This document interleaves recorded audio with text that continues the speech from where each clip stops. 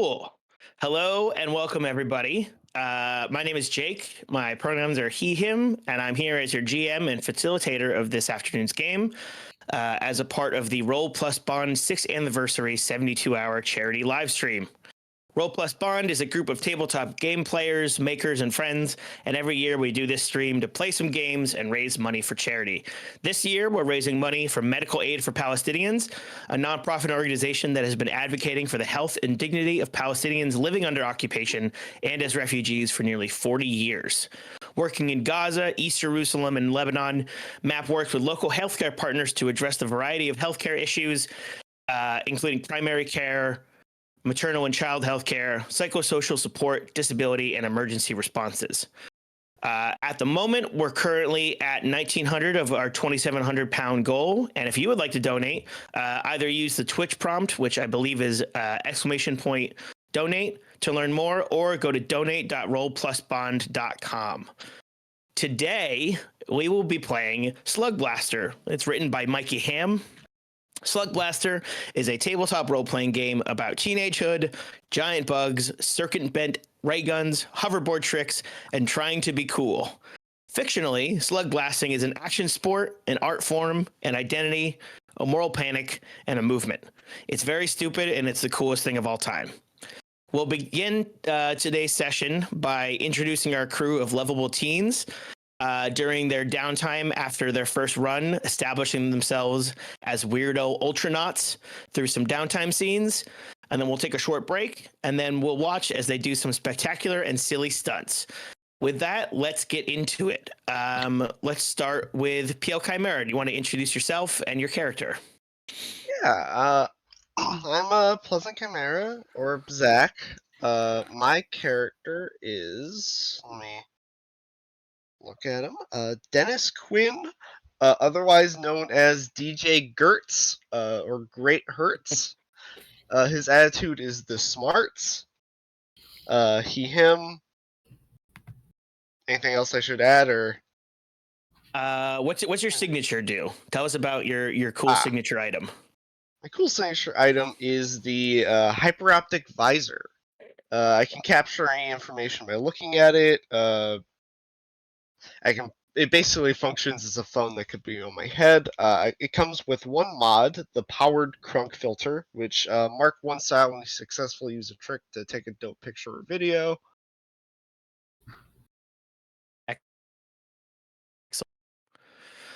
Cool.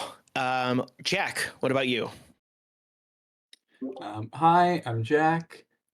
Today I'm gonna be playing as the Heart. So Parker Pending, using she/they pronouns. How much should I get into it again? Yeah, give us a sense of what Parker's all about. So Parker is the youngest of the group. Parker's like very much a fanfic kind of nerd, really into the relationship dynamics of these different characters and kind of pushes that out into the outside world.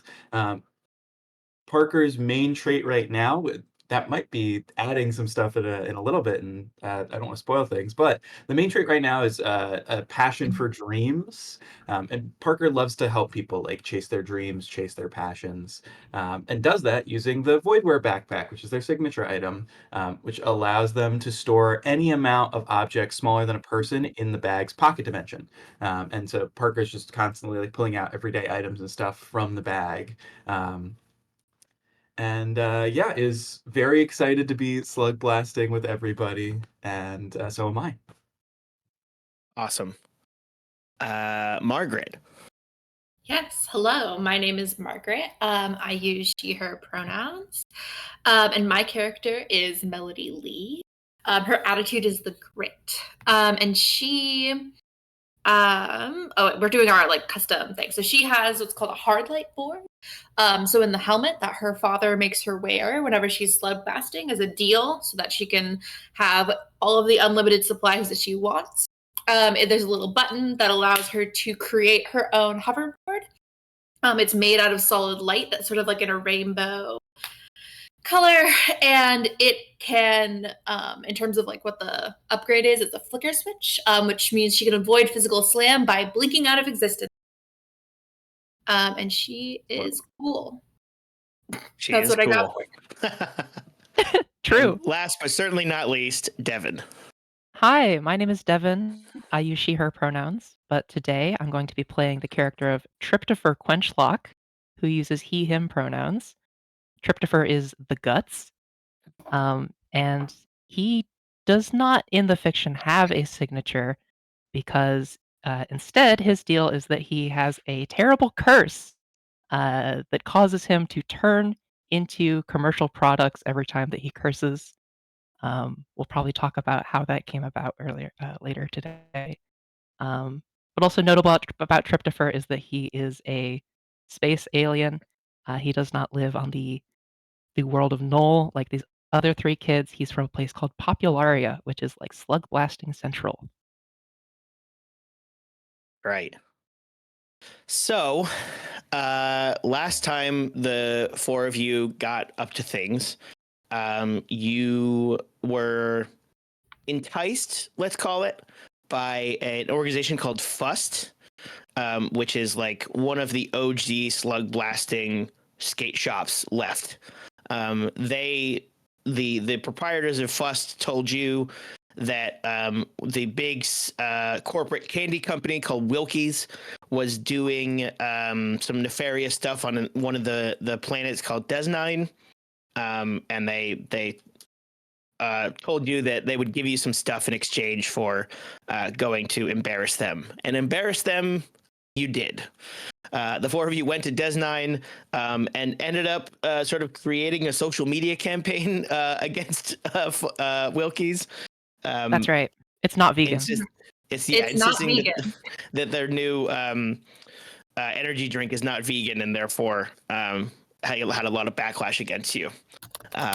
So, with that in mind, I'd like to do a little bit of just sort of a vignette of like what each of you were doing, a few, like the week in between your last run to Des9 and now. What does the camera see as you're like going through your regular life?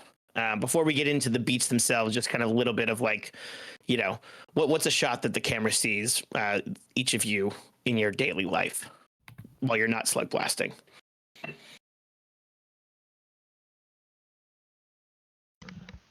I think maybe a visual for Dennis. As I implied earlier, he is a DJ or an amateur DJ, prospective DJ, and I think he has just been working on his setup. He's a very unconventional craftsman. His turntable has a lot of like weird tubes coming out of it, and like gears and grinding like parts. And I think he is in a room, like a garage that is very dark, sitting in a chair with a can of soda, looking at a turntable that is like running, and hoping it doesn't burst into flames. That's very good. How do your parents feel about both the slug blasting and the DJing? So, on Dennis's character sheet for family, have it listed as unstable and relaxed. My thought is his parents got out of a recent, very bad divorce. Which has put him in kind of a state where he, from a big family, and put him in a kind of a state where no one's really paying attention to him in the way that like someone, could come in and stop him. Sure. So like one of your parents, sees you in the garage and is like, all right, don't blow yourself up. I'll see you later. Lunch is in the fridge kind of vibe. Mm-hmm. Yeah, that's great. What about Parker? What's Parker up to in this week, generally? I think that Parker, I think in their free time does like two things. First off, obviously, all over the forums, all over the fanfic forums, reading like all over like AO3 and everything, reading all the Y Squad, which is the big series that she's into, Oh, yeah. fanfic. Yeah. Y Squad, for people who weren't in the Y Squad, for people that aren't in the party, is like an X-Men knockoff. Um, in universe, it is X-Men, but we would recognize it as like there's Cyclops, but he shoots the laser beam out of his teeth. Um, yeah. All the powers are just a little worse. They're all just a little worse. Because he brushes his teeth so much. He doesn't talk, which immediately either improves or really does not improve Cyclops, depending on who you ask. Mm. Um, but it's all the powers are just a little worse than what we'd expect from X-Men. But there's way more melodrama, which is saying something for X-Men. Um, the main thing is all over the forums or reading new Y Squad stuff. The other thing is I think Parker loves to just ride around the neighborhood and does little sketches of stuff that they see in the neighborhood. A big thing is Parker will like copy murals and stuff into her little sketchbook, which is a Y Squad notebook, and just is always like drawing down cool trees and drawing down like the murals and stuff like that. And is doing that in addition to just reading an inordinate amount of fanfic, like fully up at 1 in the morning, blanket fully covering, dark, like no lights on in the room, reading fanfic, kind of goblin energy. Hell yeah. Beautiful. I love Parker. What I a love what a Parker. delight. What does Melody get up to? Yeah, I think Melody's, she's being, I don't want to like spoil what's later, but she's being a good kid. But I do think like if we're gonna get a little vignette, what we get is her dyeing her hair in her bathroom. So she has bleach hair that she like changes out the color of every couple weeks. And I think this time it's gonna be like a really bright, vivid purple. And we like watch her. She's doing the stuff. She's got her little hair. She's got like a weird like bad T-shirt on, and we like watch as like the purple dye is like getting everywhere, all over the nice Oh no. Oh, caring. How does your family react to the purple dye being everywhere? I think her dad is sort of like it's her bathroom, right? So she has like because it's her and her dad, right? It's her bathroom. I don't think her dad goes in there. So I don't think he knows. I think he comes out and he's like, new hair. That's good. Good. Looks nice. Yeah. wow. That's great. Supportive but questioning dad. I love that. Exactly. And finally, Tryptopher. What's Tryptopher get up to in this week? I think Tryptopher, has a high-flying life, hanging out with his friends, traveling between the worlds. And then he goes home to Popularia, and he's looking for rest and quiet, and he can't get it, right? So we get like shots of him trying to go to school, and there's like some kids who've seen his highlight reels where he turns into commercial products and shills for Wilkies. And they're like snickering and laughing at him. And then we see like, he's at home in bed trying to sleep, and there's like a rager going on the rooftop just outside. Yeah, And he pulls the pillow over top of his head. that's very fun. I Yeah. like to imagine that one time you were turned into a juice box, and now kids just call you Juice Box. No. Hey, Juice Box, come on.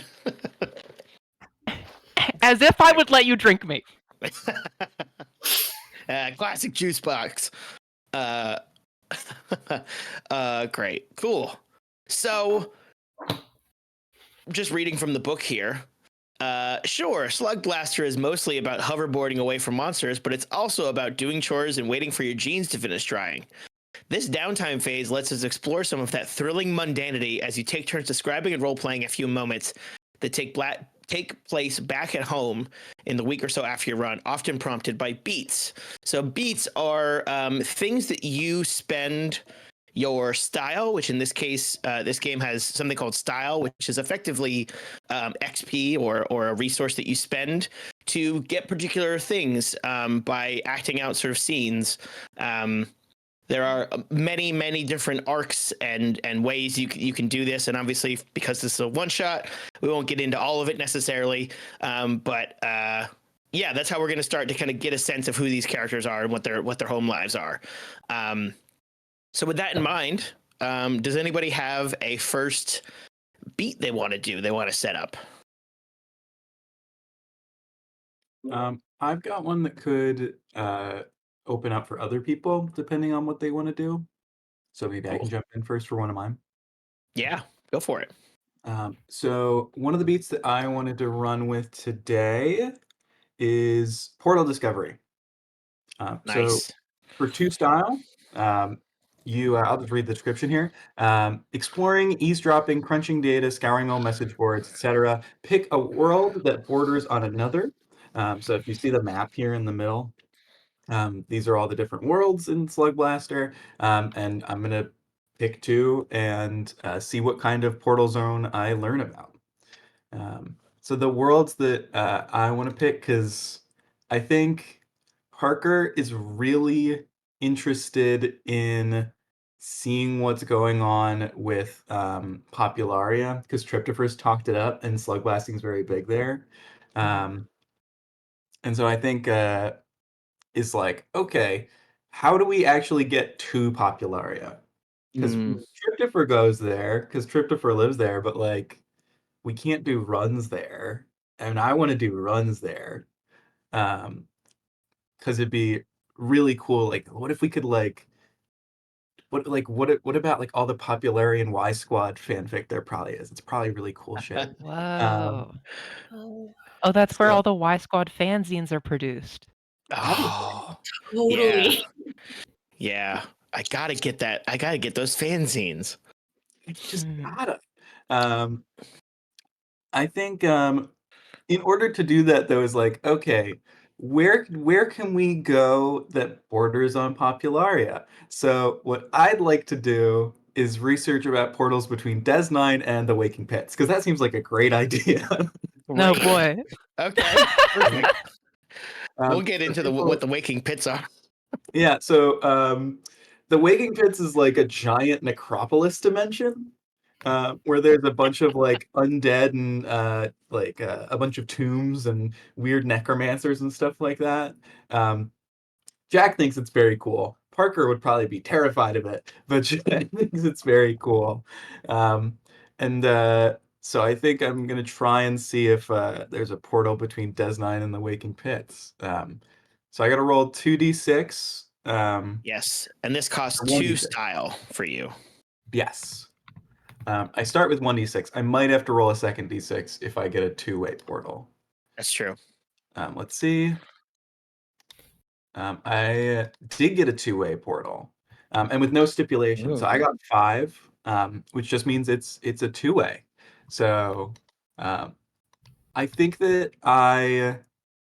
I'm trying to find the because the zines have to disseminate from Popularia somehow.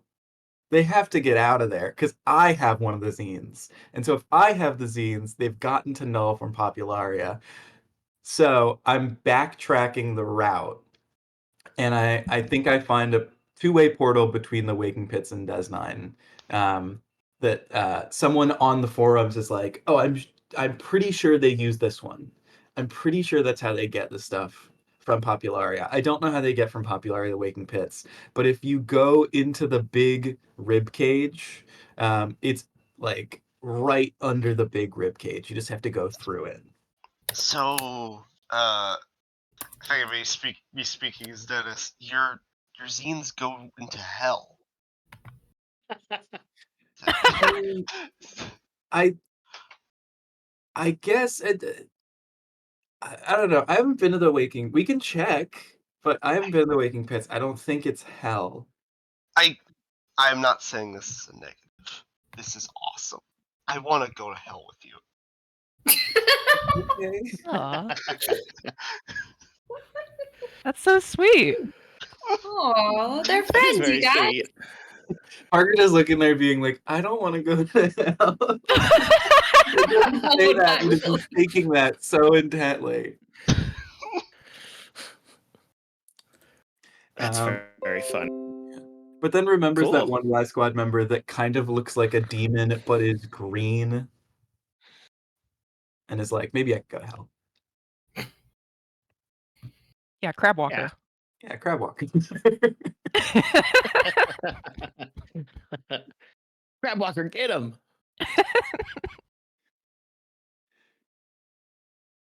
Yeah, that's the first beat. I can let someone else jump in before I do my second one. Oh yeah, we get That's two. great. Forgot. You get as many beats as you want outside of the arc beats. Again, reading from the book, trait and arc beats are one-time buys. Arc beats must be bought in descending order, and you can only buy one arc per each downtime. These limits don't apply to any other beats. Buy 6 in the labs at all at once for all I care. So, it's the only thing that you're limited on is the arcs. So that's the your particular attitude arc, the angst arc, which is about being a teen, and family arc, which is trouble at home. You'll notice too that some of them have trouble costs instead of style costs. Those are usually bad things. And you don't have to have that trouble. You can just give yourself more trouble if you want to take those. Cool. Parker, great job. You've opened up a portal between Des 9 and the Waking Pits.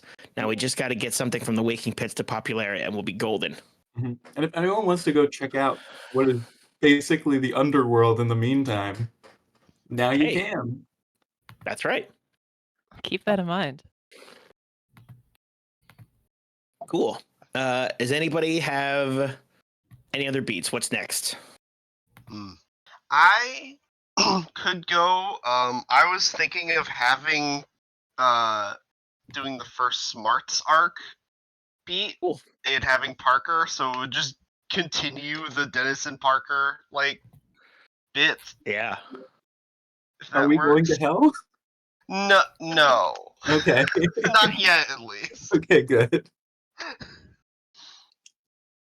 So, I think, Parker, you just get a message to come to the garage and that Dennis needs help with something.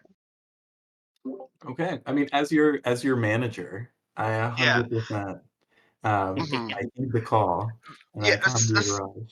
Something for the stream is the relationship between Dennis and Parker is that Parker is the manager of Dennis's DJ thing, which is very funny because I picture Dennis as 17.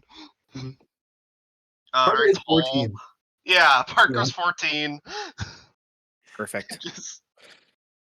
I'm just imagining that you go to a 21 plus venue to try and do a show and they're like, sorry kid, you can't come in. And then you're like, excuse me, I need you to talk to my manager for a second. And then a 14-year-old with pink hair and a ton of little trinkets and wristbands just comes out and is like, hello, I'm the representation for Dennis Let me introduce you to my management. It's just a teenage, it's a preteen girl. So, so tiny. So I think you come in either through a door, the garage door opens, and there's dust in here. It seems like Dennis just went in here and didn't come out for a while. The turntable has been moved to the center of the garage, and you see Dennis under it, it's been lifted up a little bit. And he's under it like someone would do work on a car from underneath it. How's it going, Dennis? Are you okay down there? Oh yes, I'm perfect. Thank you. Thank God you're here. Okay. All right. I need you to do something for me. You see that tube? and there's like a loose, translucent tube, kind of sticking out of the top of the turntable. Mhm. Can you pick it up? Okay. Parker puts down a bet. Parker misunderstood when you said there was a sick beats emergency, and puts down a bag of Tums that they got from the CVS, and goes to pick up the tube. Okay. In about 2 seconds, that tube is gonna spray a green fluid. I need you to put it in this port.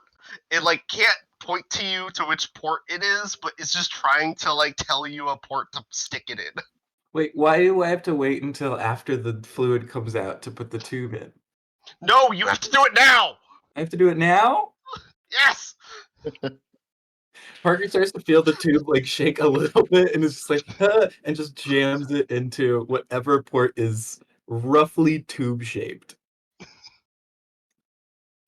You hear a like startup noise coming from in it as a weird like glowing green fluid like begins pouring back into it. And Dennis rolls out and goes, "Okay, thank God. Okay. I had to be under there, and I needed someone else." Is that Like, Baja Blast? no. It's a different thing entirely. Okay, but it looks like Baja Blast, and it's cold like Baja Blast. You don't want to drink it. I It's kind of want to drink it. it's important. The Okay, turntable needs it to work. I also need Baja Blast to live. I didn't say that. I did say live. I didn't say live. Okay. But yeah, this is gonna be great. Now that I have it like this, I'm gonna get some amps, and it's gonna be able to make a big noise, like bigger than the ones I usually get. Right? I'm gonna like blow people's faces off. It's gonna be crazy. Do we need to disclose that to venues if you can blow people's faces off?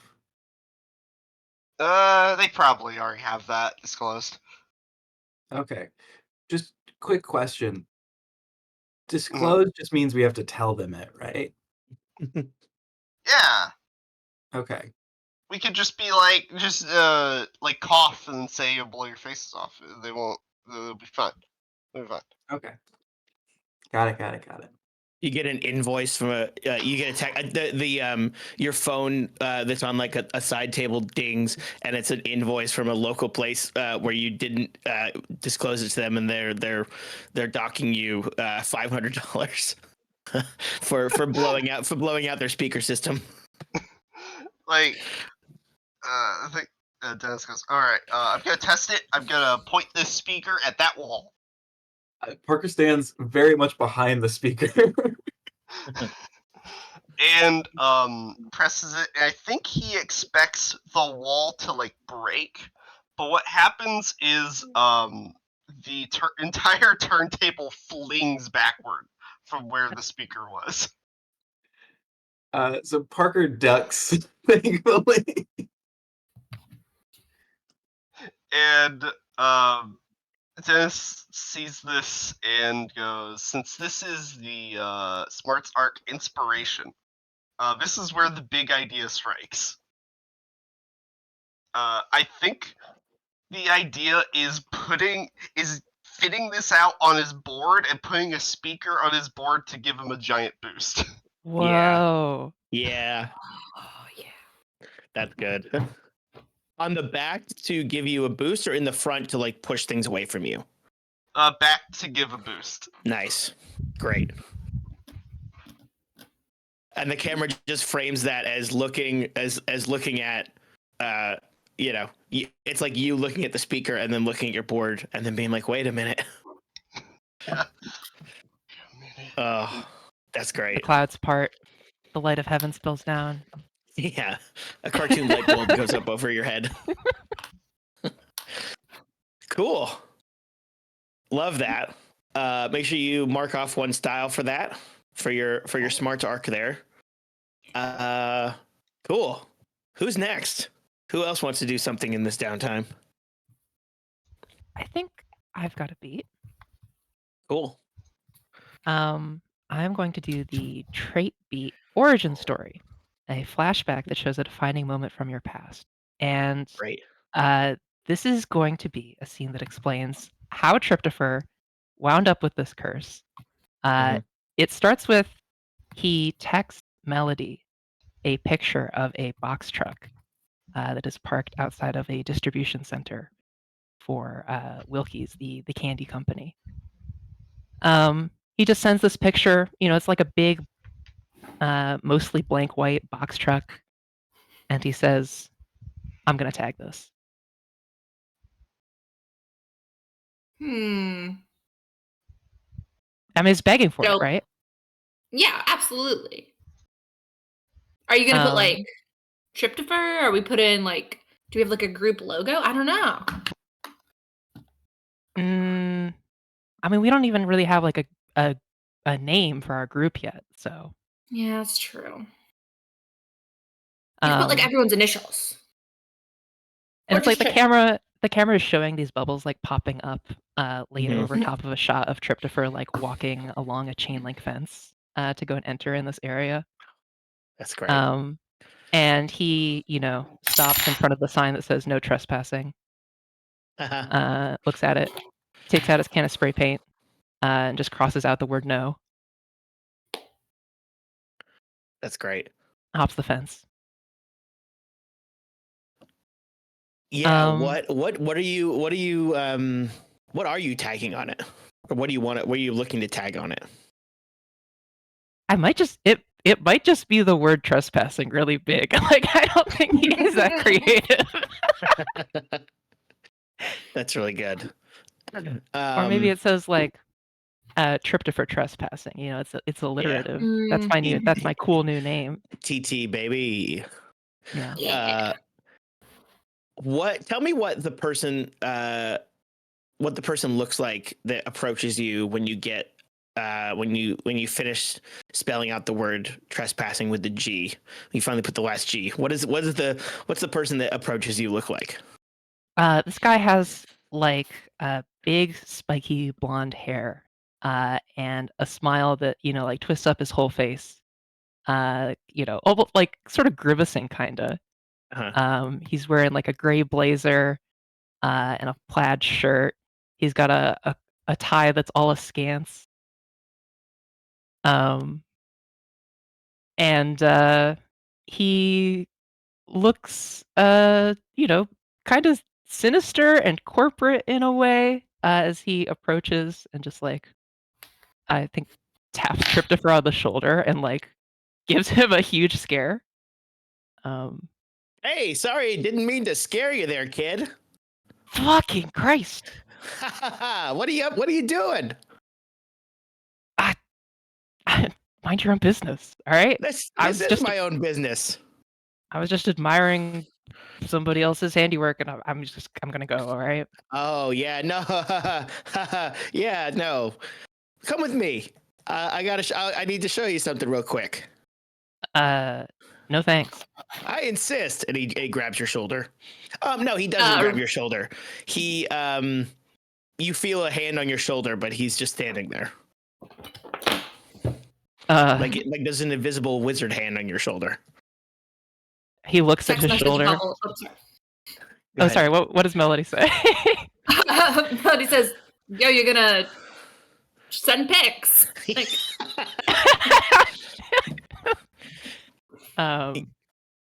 Tryptopher feels like the phone buzz in his pocket and is just like so occupied with this moment, terrified out of his mind. He's like, "Listen, I'm really sorry. Like, I just missed the guy who did this. I could tell you what he looked like." Oh, it's a real shame it wasn't you because I'm sorry I didn't introduce myself. Devin, have we come up with a name for this person? I don't think we have. I kind of think it's funny if he's just the wizard. Yeah. Look, I'm gonna be real straight with you here. Wilkie's, the candy company extraordinaire. We love all sorts of crazy stuff. We love kids slug blasting. We love teens going out and making their name in the world. And we sure could use you. I've seen your clapbacks online, yeah. Oh, it's very funny. I love being on the internet and clapping back on twitter.com. a thing that The exists in this flashback you world. see. Yeah. Me and Wendy's, we're great friends. Great. And you said your name. I'm guessing your name is Tryptopher. Well, Tryptopher, we doesn't let you answer. Tryptopher, we've been really trying to get friends in the sort of guerrilla marketing space. You know what guerrilla marketing is? No. Oh, Well, no. Well, it's not marketing to big apes. That's a fun joke we like to play down at corporate. No, guerrilla marketing is marketing out in the wild, out in the field. Not your classic suits and ties, but things more strange. You know what I'm talking about? And you start to feel yourself like there's clearly a spell happening to you. I gotta go. The only problem is, and trust me, I've read your text messages online. We don't love all of the swearing. We're a family company, after all. You understand me, Tryptopher? I understand that you're fucking creepy. Let go of me. Very good.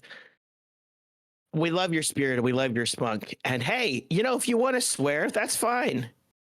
We're just going to need some help advertising Wilkies, I think. And as he says Wilkies, you start to, again, you can tell me what it feels like to start to slowly turn into a No. what did you call it? A juice box? No, that's funny. Yeah, you're turning into a juice box. No. And it's a simple arrangement so long as you advertise to, let's call it 20 people. That's an average. That's a good amount of size for marketing and advertisement. It'll be no problem. Right, Tryptopher? Big smile, too big, way too big on his face. Tiny, tinny voice coming out of the end of a plastic straw from a juice box. Mm-hmm. Yeah. It says, "No, what did you do to me?" Takes out his phone and takes a picture of you as the juice box next to the graffiti, and says, sends it to marketing. And then a week later, you see a post from Wilkies that's like, check out our new Extreme Blast juice. It's for the streets, and you have been used in an advertisement. Nightmare. Yeah. And from that day forth, every time Tryptopher used a curse word, he was turned into a product and had to advertise it to an audience of 20 people in order to turn back to his normal self. Which is an all-time great joke. How long ago did this happen? How long has this been going on for you? Like just a few months, I think. Okay, so you're still getting used to watching what you say. Right. Yeah. And I think he confides in Melody about this later. Like, I'm a juice yeah, box. So fucked. Isn't Sorry, it? you can. Wait, can I say it around you and you won't? It's good. I think so. I don't feel any different. Okay. Well, okay. I have an idea. How about just every time you feel like you need to swear, you point at me, and I'll go, "Fuck," and then you can continue your sentence. That way, you don't have to do it. Thank you. Yeah. That's. I mean, it's not gonna work the same, but it's really nice. Mm-hmm. I just don't want you to have to shill. Terrible. I mean, it's gonna be hard not to swear. Like, I already just did it almost twice in this conversation. Terrible. We gotta kill that guy. We have to kill that guy. We have to we have to unalive that guy. You feel when you say kill that guy, you feel like so just constrict, like it's not quite a swear, but it's on the line. we're not sure. It's on the line. Very good. Love it. Love tryptopher being made into a juice box and a cube. Cool. Does anybody else have a downtime beat they'd like to do? Yeah, I got a beat. Go for it. I have two that I like to do. One is really short, and one I think so maybe I do my short one first, and then we can kind of see the vibe. So I like to do the trait beat grinding. A scene where you work hard, prep carefully, wait patiently, fall and get back up, etc. And I think that we see Melody with her helmet on, hover light board in hand, and what she wants to be able to do is she's on the top of a staircase, and there's this big, long, like, rail, right? And what she wants to be able to do is, like, grind all the way down that rail. It's, like, 4, like, flights of stairs, essentially, but, like, just going straight down. I don't know. It's at a park or something. Just imagine with me. Sure. And so we see her, like, she gets down 1 flight, falls off, runs back up to the top, gets down maybe half a flight, runs back up to the top, and you just see her going over and over, and sometimes she goes backwards, sometimes it goes forwards, and then eventually we do see her, and when she gets off the end, she does like a sick flip and lands on her feet as she like retracts her hoverboard into her. Oh yeah, that's great. Is this like a montage of you doing this like throughout the week after school or something? Like, yeah, absolutely. Maybe this is like from her, like it's by her school. It's like a school. Great. Okay, when I was in kindergarten, our school had like a sunken baseball field. And so I'm like imagining that she's like going down this like staircase that leads down onto a baseball field, and like that's where she's grinding, and she eventually lands, and there's like poof of the baseball field dirt. Excellent. Yeah. That's great. And so you get an extra trait, which are sort of a bit, special abilities that you get. Yes. I'll be taking Walk It Off, which gives me 1 extra slam bot, mark 1 style every time you take a slam. That's very good. You're just extra tough. That makes sense. You're the grit. You got grit. Yeah. Cool. Exactly. Cool. Anything else? Anybody got anything? Any other? Again, you can spend as much. You can do as much style as you have, or if you want to do a trouble arc, a trouble beat, you can also use trouble. I've got a second one I want to do really quick. Sure. This one is a trait beat. It's devotion. So the way this reads in the book, look through your crew's photos, daydream about portals, feel the wind in your face as you skate, show us what you care about and how much. I think that... Oh, we haven't described like our hangout space. Yeah, please do. What dimension is that in? That's not in Null, right? It's in... I don't remember. I believe it is in Null. It is in Null? Yeah. Okay. Which makes it so much funnier that really is. A company would try to make this. We're using the name from the book, right? No one has a different name for the hideout. We just call it the name of the old business that was there. Yeah, I think so. Yeah. Okay. So we have a hangout in an abandoned building that was like a VR park and hangout space marketed specifically towards teens, but the marketing was really bad because the name of it was called Makeout Park, and teens didn't want to go to a company-run building called Makeout Park. And parents didn't want to take any of their kids, regardless of age, to a place called Makeout Park. So it failed in like 3 months, if that. But they didn't take out the VR equipment. Like they just left it there when the company went bankrupt. So there's all these rooms that are just these black box empty rooms with like a headset dangling from them, and we just kind of took that space over. Like we're just loitering in there. We're trespassers in Makeout Park, and I think that we are hanging out in there, and I think like if this is being shot on camera, we see like the camera kind of like behind Parker's shoulder as they're in the notebook, and I think the three other people in the crew are just like chilling, having a conversation, and you just see like Parker is just drawing everybody, Oh, and it's a really sweet scene of like everyone's like lounging on a couch, and the couch is like the couch is like a really wide like lounger, so I think like two of you are just like fully laying down foot to foot, um, and I think it's just this like almost like Renaissance style sketch of like everyone just kind of lounging. And Parker's like drawn themselves as like a little cherub in the right in the upper right corner. Because the thing that Parker cares about is their friends, is all of you. oh, Oh, So I'm gonna take the trait. I was between two, but I think this scene kind of solidified for me that I think Parker's going to take pep talk. Um, so once per run, refill 3 hype or clear a slam from a teammate.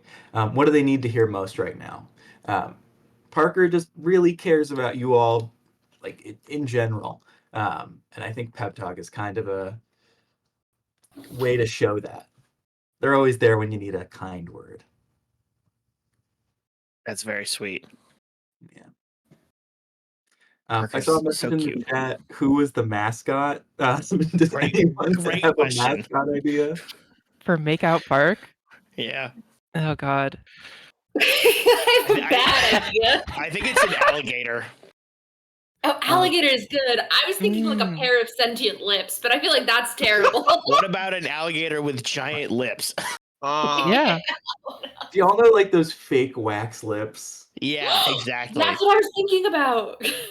Margaret, I was also thinking about that, but I think an alligator with the sentient lips is more upsetting to me. It's Yeah. it's the alligator is like one half of the mascot and the lips are the other half and they bicker all the time. It's like a ventriloquist dummy act almost.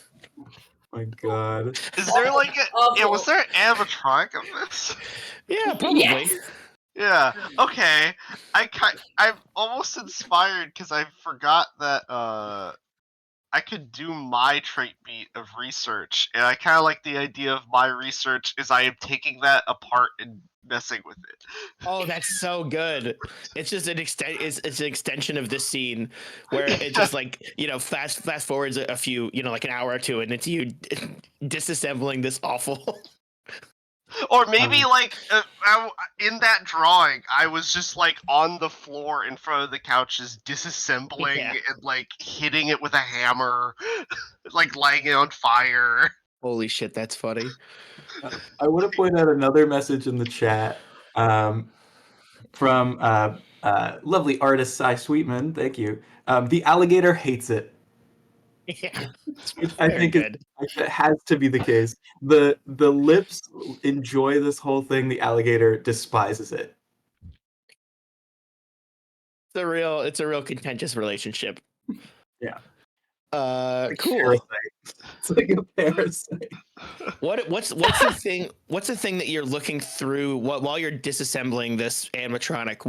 What's the thing that you find out that gives you this trait? Like what's a piece of technology or like something that you find in here or like something that gives you inspiration for slug blasting or otherwise?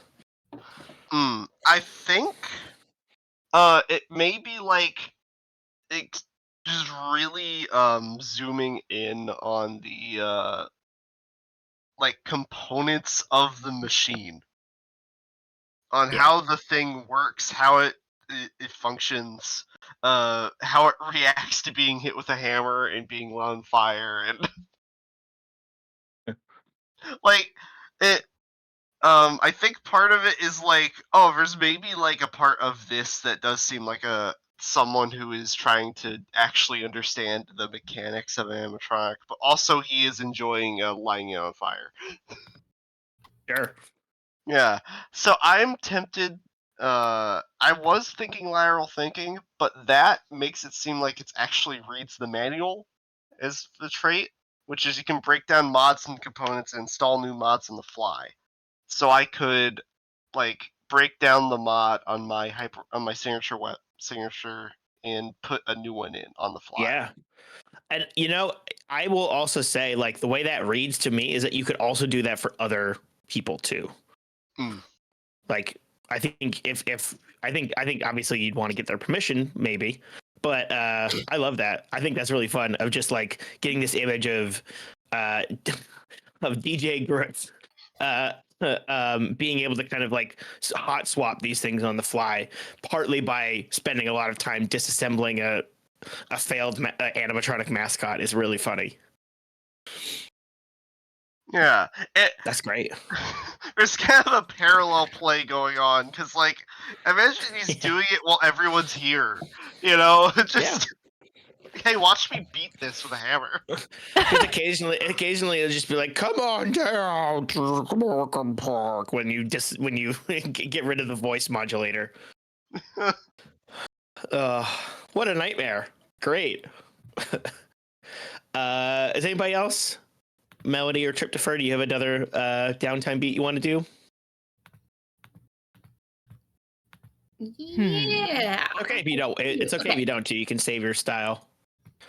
No, I want to clear trouble. So I have a question. So if something like, Yes. say, if I wanted to be part of the angst art, when it says 2 trouble, that means I clear 2 trouble? I believe so. Yes. Okay. Let me just double But I check take that. But yes. Yes, I think that's what I was reading. I thought it meant I took 2 trouble, so I was like, I'm not going to do that. But if I clear 2 trouble, then I can be a little bit angsty. I mean, I think that would make sense to me.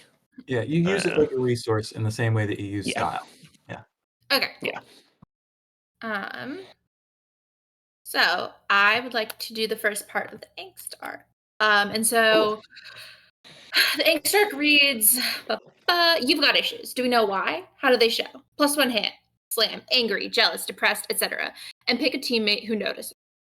And I think that so Melody has a single dad, and she has a single dad because her mom died about a year ago. Mhm. And so I think what we see is her like going to her mom's grave to like clean it off, right? And she's sort of on her own. She's she's boarded there, hoverboarded there. Mhm. She finished cleaning it off, and then she kind of like it's sort of quiet for a second. And then we see her in the next room, and it's sort of like I think the slam that I want to take is like self-destructive is not exactly the right word, but like we see her like ignoring like the homework that she wants to do. She's ignoring all of that, and she's just kind of like fiddling with her hoverboard, fiddling with other things. Like she's almost over obsessed with something to the cost of all other things, if that makes sense. Yeah, like almost like distracted or like your head is elsewhere. Exactly, yeah. Yeah, I like that. Distracted. What's your dad's name? Oh, shoot. I forgot. I do have to I don't think we came up with a name, so I super didn't. Let's go with Justin. Justin. Great. I don't know if that's a dad name, but whatever. Yeah, well, I mean, eventually, some dads are named Justin. Yeah, they gotta be. Despite the rumors. If there's a kid named Justin, there's like a chance that he'll become a dad named Justin. Exactly. Yeah. And I think your dad. I think he's supportive, but doesn't really know exactly how to help you here. Is trying. I think is giving you space. As much space as he can. And knows that this is part of this, and kind of knocks on your door one night, maybe when you like were very just obviously distracted at dinner or whatever, and basically tells you like, look, I want to give you some space to be yourself. I'm here for you. but you know, I know it's hard, but you'll get through it. You're a good kid. Yeah, cool. And I Dad. think, Thanks. yeah, great, thanks. And this will lead into a little bit about what your run's gonna be. He goes, "Oh, hey, you got this package in the mail. It's addressed to you and some of your friends. I guess they sent it here because they tried sending it to Tryptopher, but then it got lost in quantum space or something. So here." And he passes you basically like a like a small package that's sort of the size of like a VHS tape, and it's addressed to you. It's first addressed to Tryptopher, and then crossed out and addressed to you and Dennis and Parker. Yeah, cool. I'll give him a call, and you just group chat message. We got a package, folks. Eyes emoji. Mm-hmm. Three A eyes picture of emojis. it. What if it's a bomb? Shakes. Doesn't sound like a bomb. That means it's That's safe. what bomb will do. Great. Oh, what a delight. Cool. Any last beats?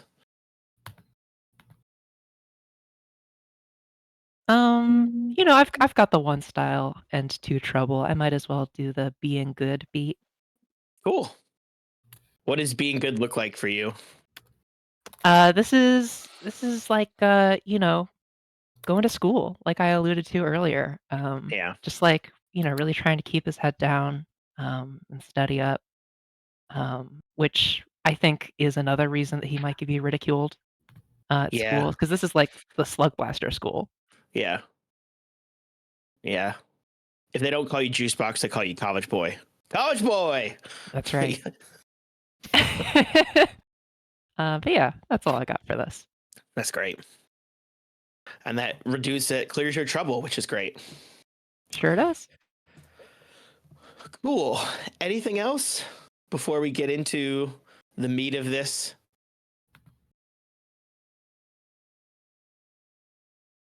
Cool. Hearing nothing. Yeah, this VHS tape that you get is from Wilkie's. Oh, no. Which is maybe adds to the idea that maybe this is a bomb, because they don't like you very much. But what you find is a VHS tape that says, "We like your moxie. Maybe take a look." Who says Moxie anymore? Oh, it's a good Pops thing I and got this dads. tape player. My grandma's named Moxie. Oh, Is your- cool. Yeah. Is your grandma a cop or a dad? I don't think my grandma's a cop, and I guess my grandma could be a dad if she wanted to be a dad. Hmm. But I think she's a mom because she's a I mean, grandma. grandmas are so old. How do you know she wasn't a cop at some point? True. Brow furrowing, thinking about the possibility of a relative being a cop. But yeah, so you all play this VHS tape, and it starts off, it's staticky for a bit, and then it's the image of Wilkie's, the candy company, the like corporate intro slide, and then on screen there is Mr. Wilkie, who you all know, you've seen. He's sort of a mascot. My image is a picture like Colonel Sanders from KFC, but like if he was made of candy. Made of like hard, what's the caramel candy? Werther's. He has that texture on his hair and his clothing. And he says, well, it's that time of year all over again. As I'm sure you know, Wilkie's loves to encourage our slug blasting community to get out there and slug blast throughout the multiverse. And then he sort of like turns around, and there's a big projector behind him, which is funny because he's being filmed and there's a projector behind him, so it's a little hard to see. and he basically clicks on, and it is more or less a map, this map that's on the screen here. And he says, this year, we are offering the opportunity for any Slugblasting crew to film themselves doing an incredible run throughout the multiverse. The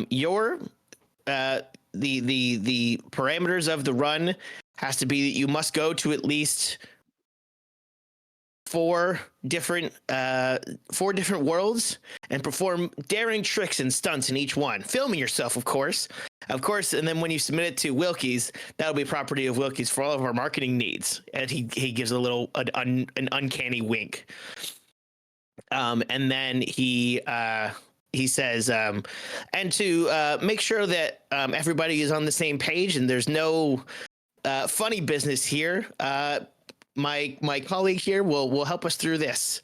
Will walk us through the rules and regulations.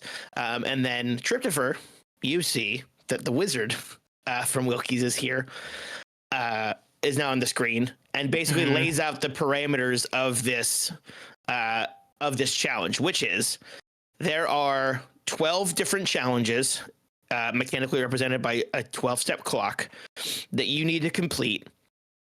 And if you do, you will get enough style to level up.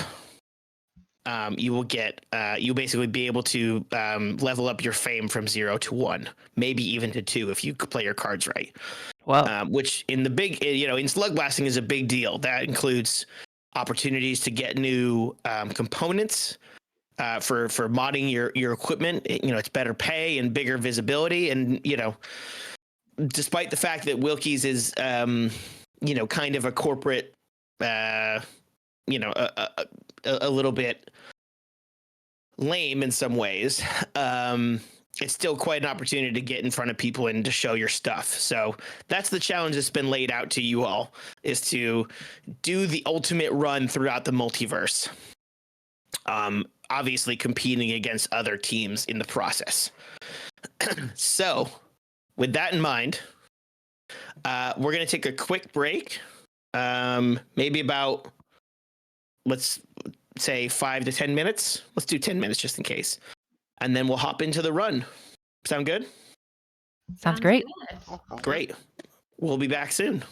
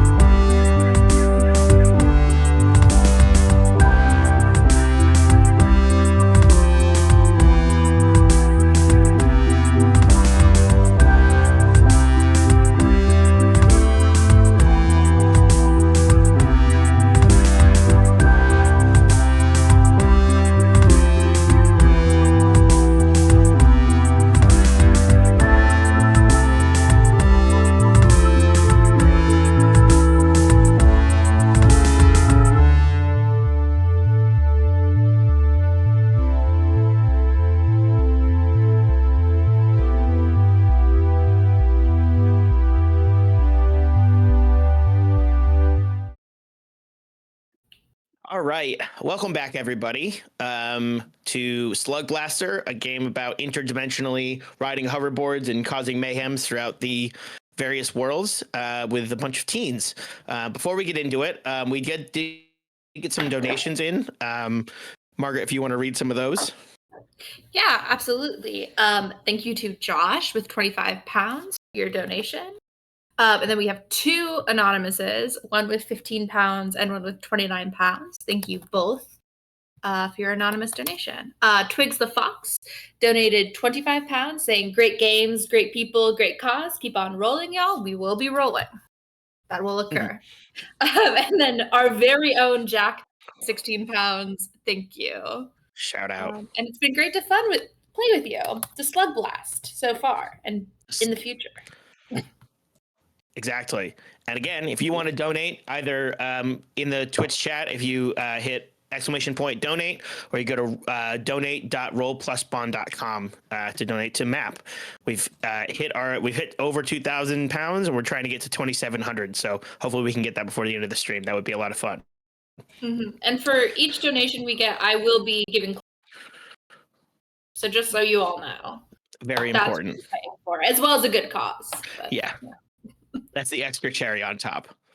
Exactly. So the challenge has been laid out to you as such. Go do a crazy run, film yourself doing a run in between many dimensions. You need to get 12 distinct cool moments on screen, represented by slug blasting, which I found out is 12 letters. So mechanically, this will be the run's clock, and filling it up will allow you to complete the challenge. As we've seen, there's represented here by arrows. You can only go particular places, although now this popular area one is changed.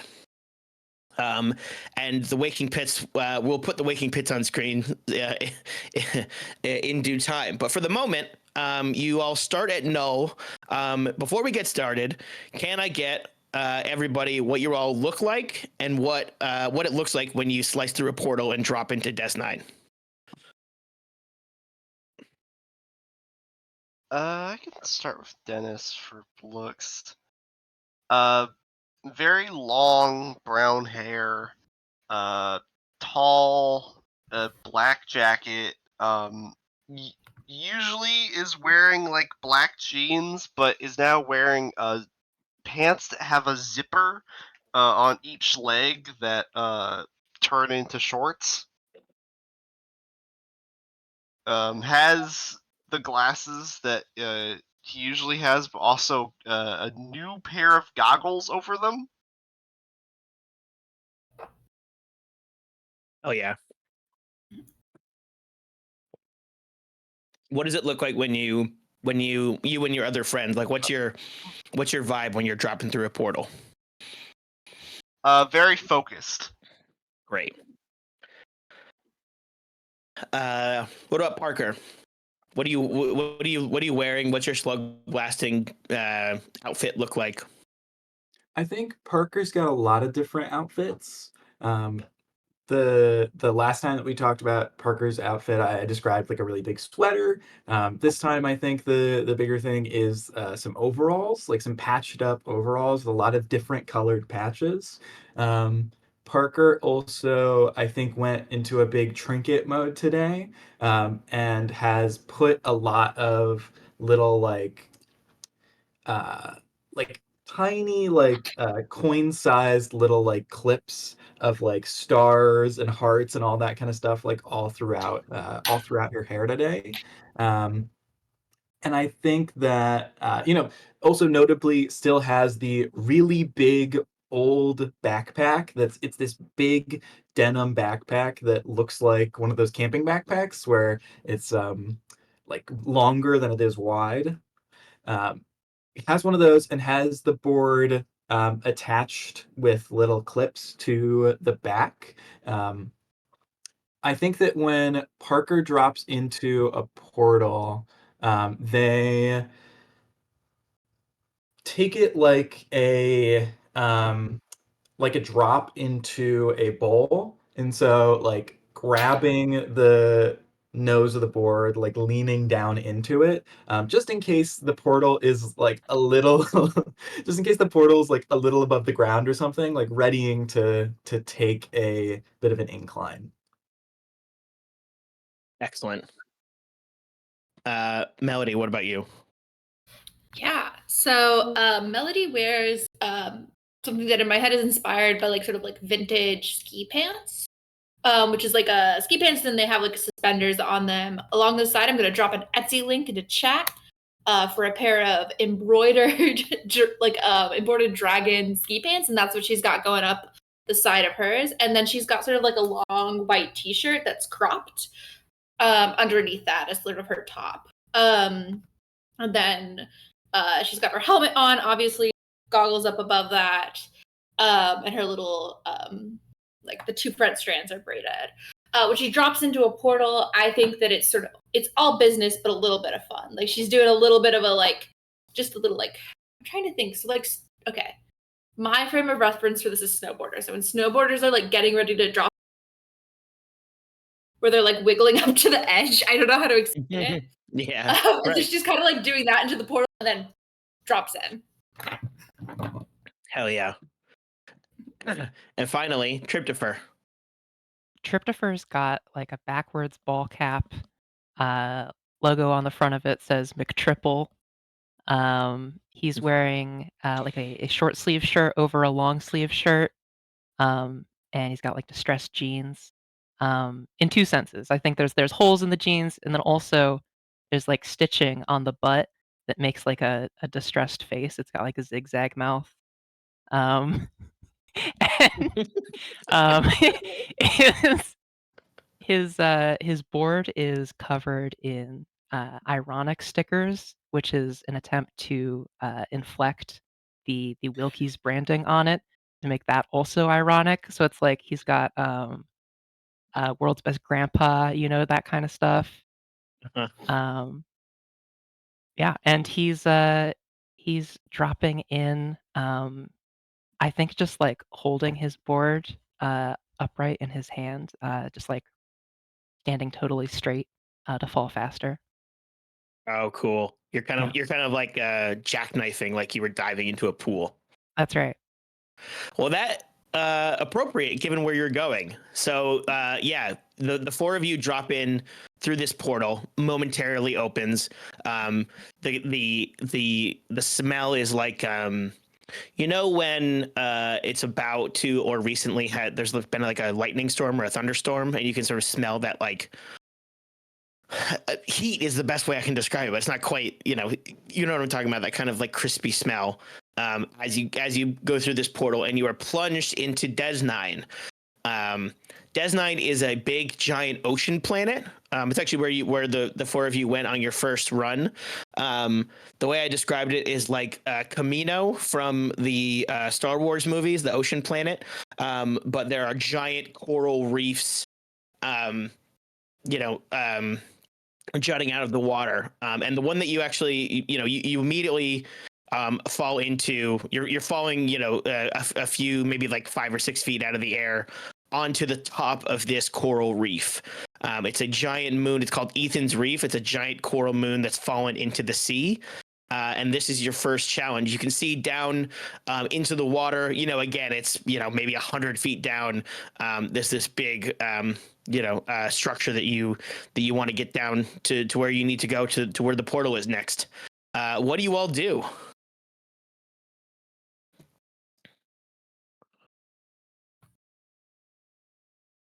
Great question. I mean, we got to building up speed, right? Yeah. Are you just gonna bomb down the coral moon? Yeah, I think it's like straight from the drop into like Tryptopher described as being totally stock straight to build up speed. At the last moment, drops his board out beneath him and like carves across a jagged piece of coral that is like perfectly shaped to be a ramp, and converts all of that downward momentum into sideways momentum. Oh yeah. Cool. That sounds to me like it's going to be a roll to see how well this goes. So, Sure. in Slugblaster, if you are familiar with Blades in the Dark and all of its various games, it's very similar to that, except it's very stripped down. All you do, you say what you want to do, which in this case is to get down this quickly, this coral moon quickly. All you need to do is roll a d6. You can spend things called boosts, which gives you an extra dice. You can also do things called kicks, which allow you to do more than what you suggest, or more than what you normally could do. If you're familiar with position and effect and stress, it's all very similar. You can also do a dare, which is very similar to a devil's bargain, where you do something cool. And I will tell you what the consequence potentially is for taking a dare. And then finally, if you want to get extra kick, you want to do extra effect, and you want to do this looking cool, you can mark style, which basically means that your problems are going to be worse, but if you succeed, you get an extra style. So if you want to do this looking cool, that's doing a trick. Mm-hmm. Yeah, So I think I do. I do want to do a trick. So I think it is like Nice. this performance at being uncaring about just how Yeah. fast that he's going and like waiting till the last moment before putting the board in place. That's great. Um, and I do have a special trait that gives me Yeah. +1 die when doing a trick. So that's You gonna can't help help here. it. The spotlight loves you. Yeah. It's great. Cool. Mhm. So that at the moment is 2 dice with extra effect, 2 dice with style. Yeah. Anything else, or you want to just roll it? I'm gonna kick. I'm gonna boost Nice. this so that we can get extra effect. What does that look like? Is it how is that shown on screen? It's I'm calling out to the rest of our group, and in particular, Melody is Tryptopher's trusted cameraman. Mhm. So he's gonna call out to Melody and be like, "Check it." Excellent. I got you. One of the things in this game that I think is very fun for the audience is that when you do a trick, it insists that you say check it before you do so, and you get an extra. That's how you mark that you want to do a trick. So, love it. All right. Cool. So that's 2 dice. It sure is. Let's see here. That's a 4. It's a 4. So that means you do it, but there's a problem, which is great. So yeah, tell me what it looks like. When you're carving down this thing at speed.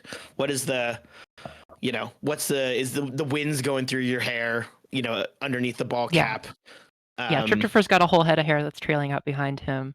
Nice. And there's like the sound of the that accelerates. Cuts in all of a sudden, as he starts to board along this coral surface. But I think it's also like cracking the coral. Right. And spreading out, leaving a trail behind him. And maybe even causing problems for the rest of the group trailing behind him. Well, it's funny you say that because on a 4 to 5, you do it, but there's a problem. And let me tell you what the problem is, a thing that I've hidden from you all. As you said, it was cracking, right? That this coral was starting to crack. Yeah. And it's not totally because of what you've done, but it's also not because of what you've done, because what ends up happening is in this crack, you start to hear this like big bellowing roar. And I'm going to put on screen that there is now a psionic squid. There is a squid emerging from this coral that you have disturbed its home. So the rest of you, as you're carving down, now that things are more dangerous. But Tryptopher shoots off like at high speed. We just see like basically blasting off again. A twinkle on the horizon. See you all. That said, Tryptopher, that got onto the thing. So you've done one of these things so far. You got it on film. It looks sick. It's a good intro to He- escape video. It might be the case that he goes far enough in that direction that he just comes back around to the other side, you know? Yeah. So, kids, now there's a giant squid emerging from this coral. How are you getting away?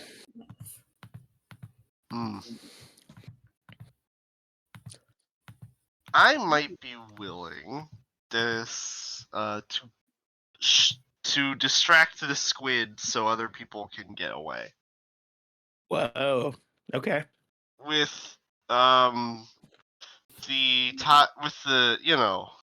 time tradition of pulling out a gun and shooting it. Not so. The ray gun Dennis that stays fucking strapped. yeah, the ray gun Dennis has is called the magic trick. It is a laser pistol, a sustained laser, and I think he just pulls it out while beginning to slow his descent and just begin shooting it. Excellent. Okay. Let's see how that goes. Yeah, I don't think this is smart. I don't think there's anything. Yeah, I'll just roll it. It's 1d6. 1d6. How do I? All right. All right. How do I roll this again? Just click the d6 and then just hit the thingy. Ooh, that's a 3. Oh no. Uh-oh. You fail, and there's a problem. No. No. Oh no, it's this willow. Let me change that. So you were trying to get its attention, right? To allow your friends a moment of space. I think all you've done is anger it. So I think the problem's just worse now. In that it's no longer just this giant cyanide squid is. It's not just disturbed because you've broken its coral home. It's now sees you as a threat and is leaping at Parker because you're the closest and smallest. It's going to try to. It's sort of opening its mouth and is about to try to eat you.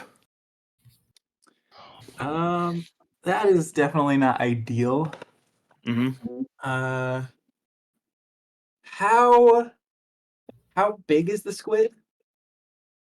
Huge. So I could You know. grind. I could like, and it's like opening its mouth, like trying to eat me, right? Uh-huh. I want to try and like grind along the outside of its mouth. Hell yeah. Oh. That's great. And then what I'm gonna do is to move away from it. My little Slugblaster blaster is did I have a word for it? Yeah, it's called Bouncy, and Yeah. it's a what I call a gravity arc in the sheet. It's basically a big silver tube that just moves things either away from it or towards it. Like it creates like a little like gravity well. And here I'm gonna try and grind along the edge of the squid's mouth, and then use bouncy to like shoot myself up. Awesome. Hell yeah.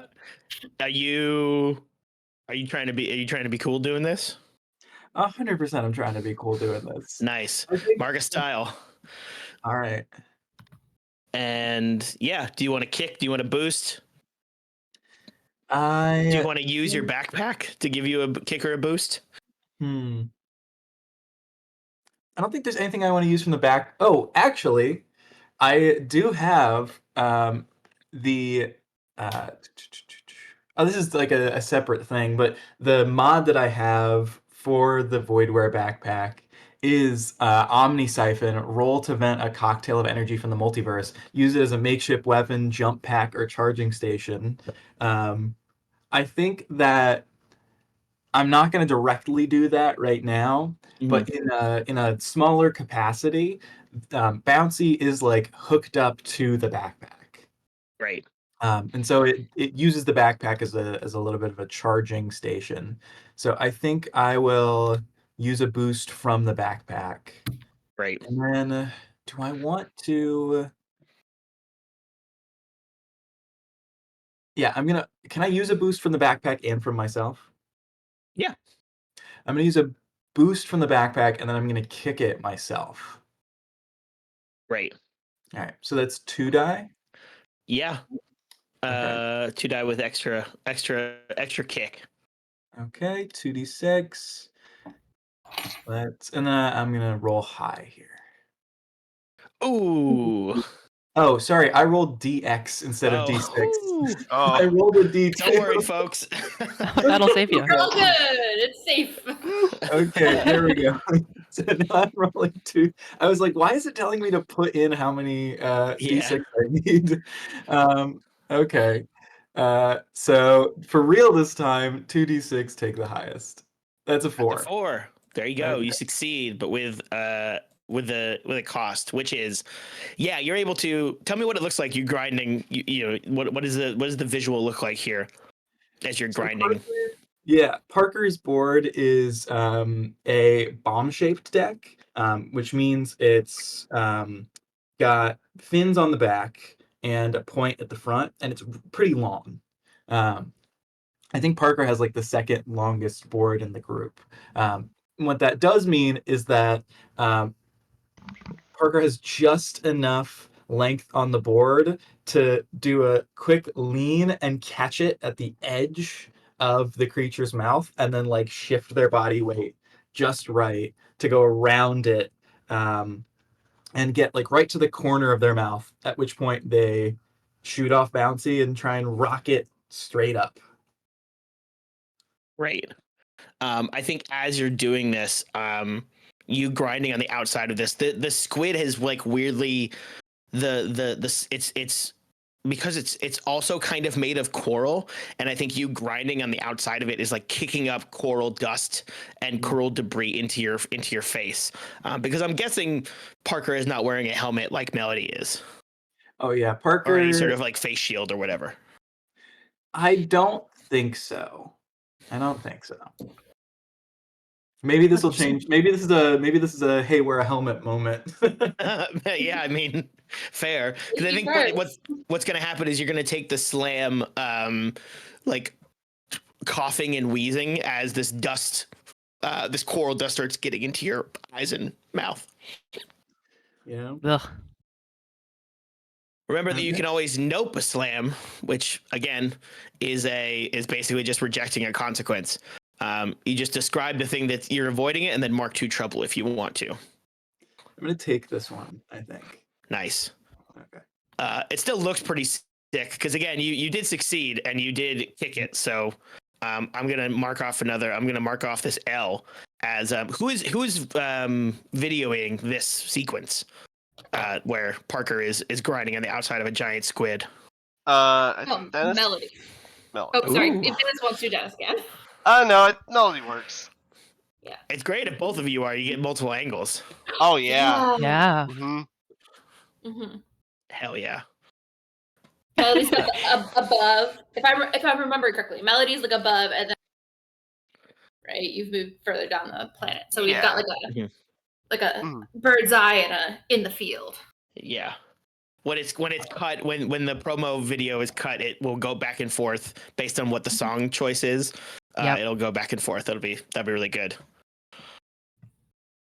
Okay, speaking of Melody, you're seeing this from above. There's a giant squid who's now been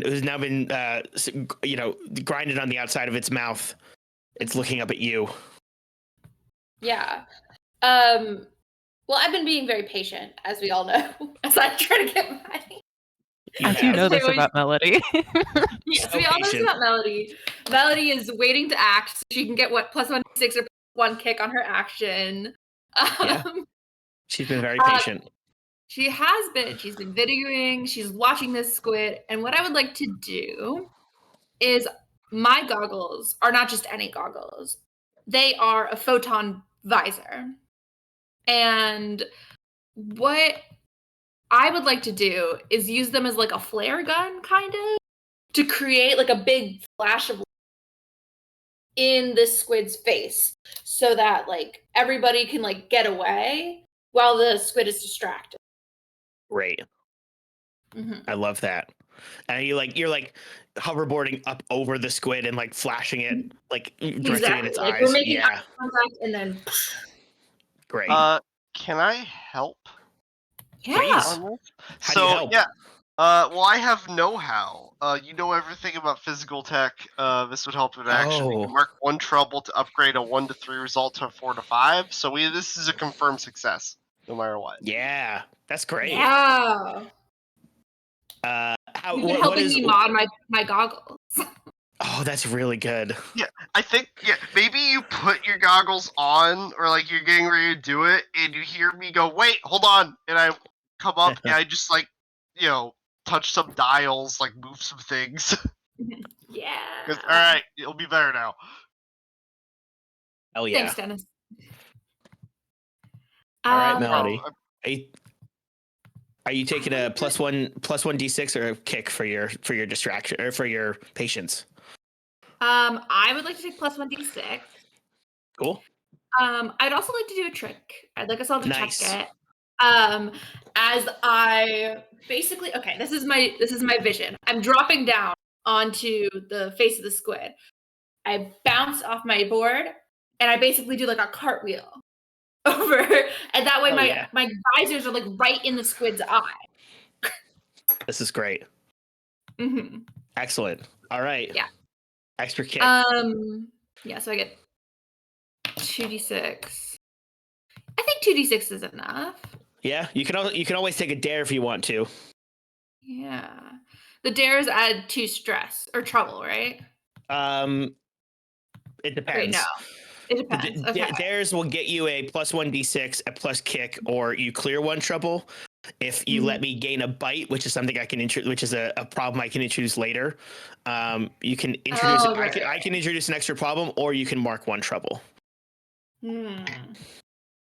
Up to you. I would like to take a dare. Great. And you can make more trouble. You can make an extra for me, I think. Great. No, I have so much trouble. I'll just mark a trouble. I don't want anybody else to have any problems. Great. All right. And you want +1 d or extra kick? I mean, you're kind of you've already extra kicked yourself. I've already got extra kicks, so I think I'm going to roll 3d6. Keep the highest. Great. Let's rip it. Ooh, okay, that's a 3. Okay, Will. Okay. Oh boy. Well, don't worry because Dennis was helping me.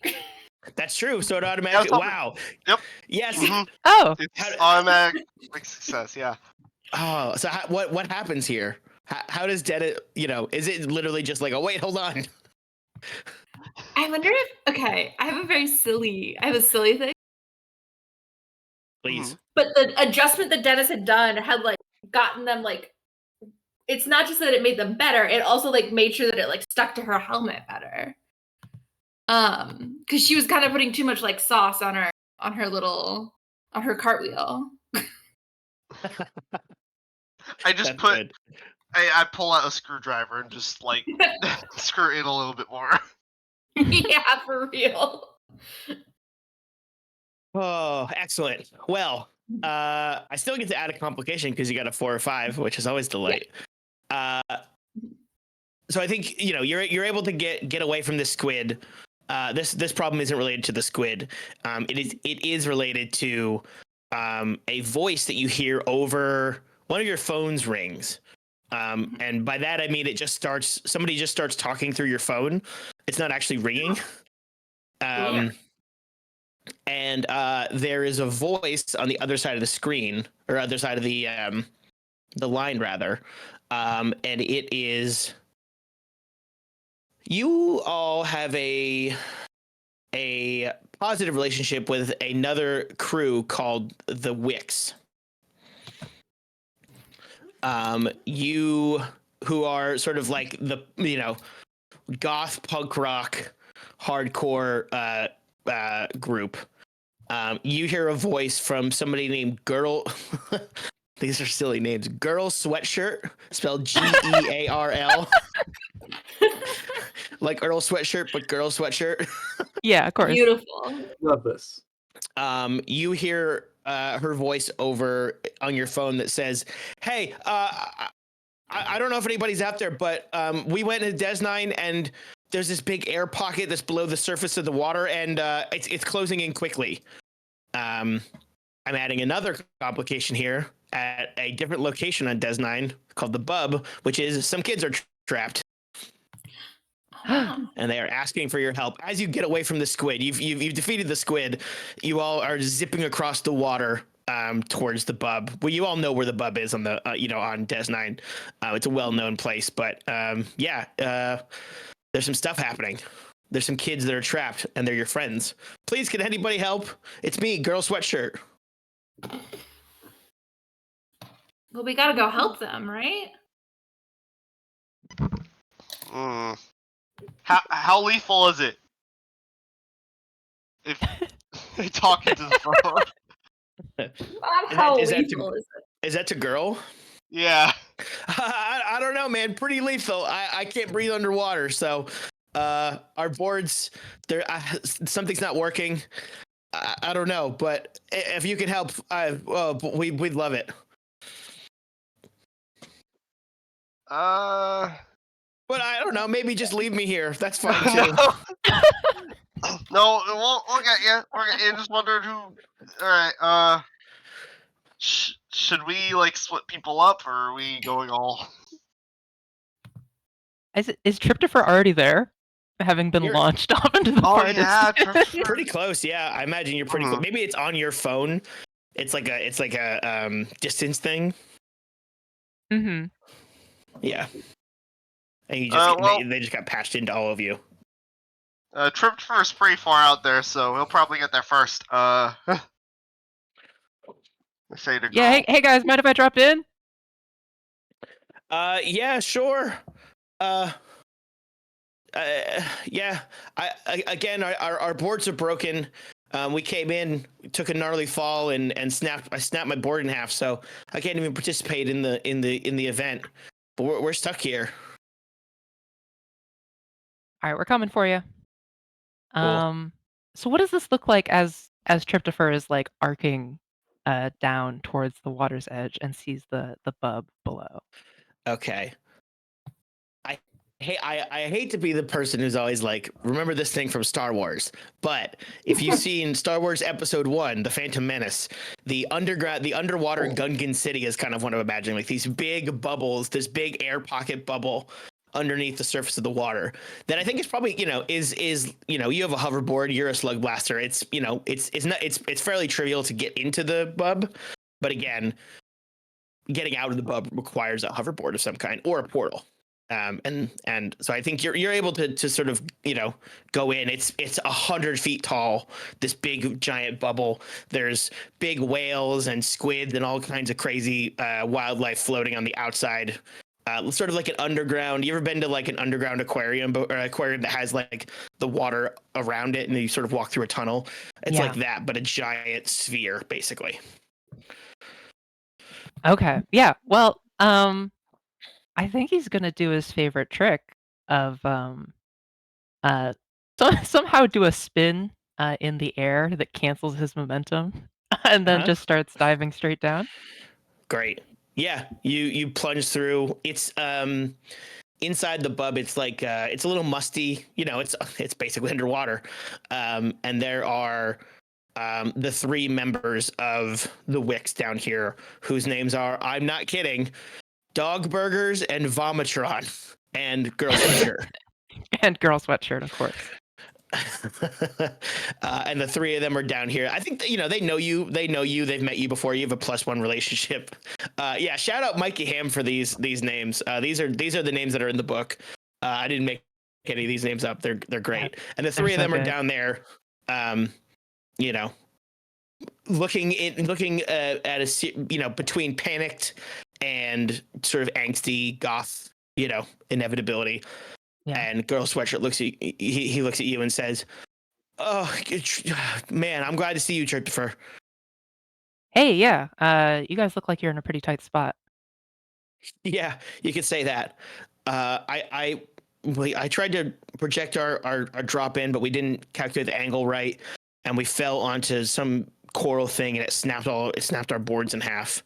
We Yeah. weren't prepared for the. We got to get you the flip out of here. But I don't have enough room on my board for all of you, so we've got to go one at a time. Oh, would you? Do you think you'd be able to create a portal? Let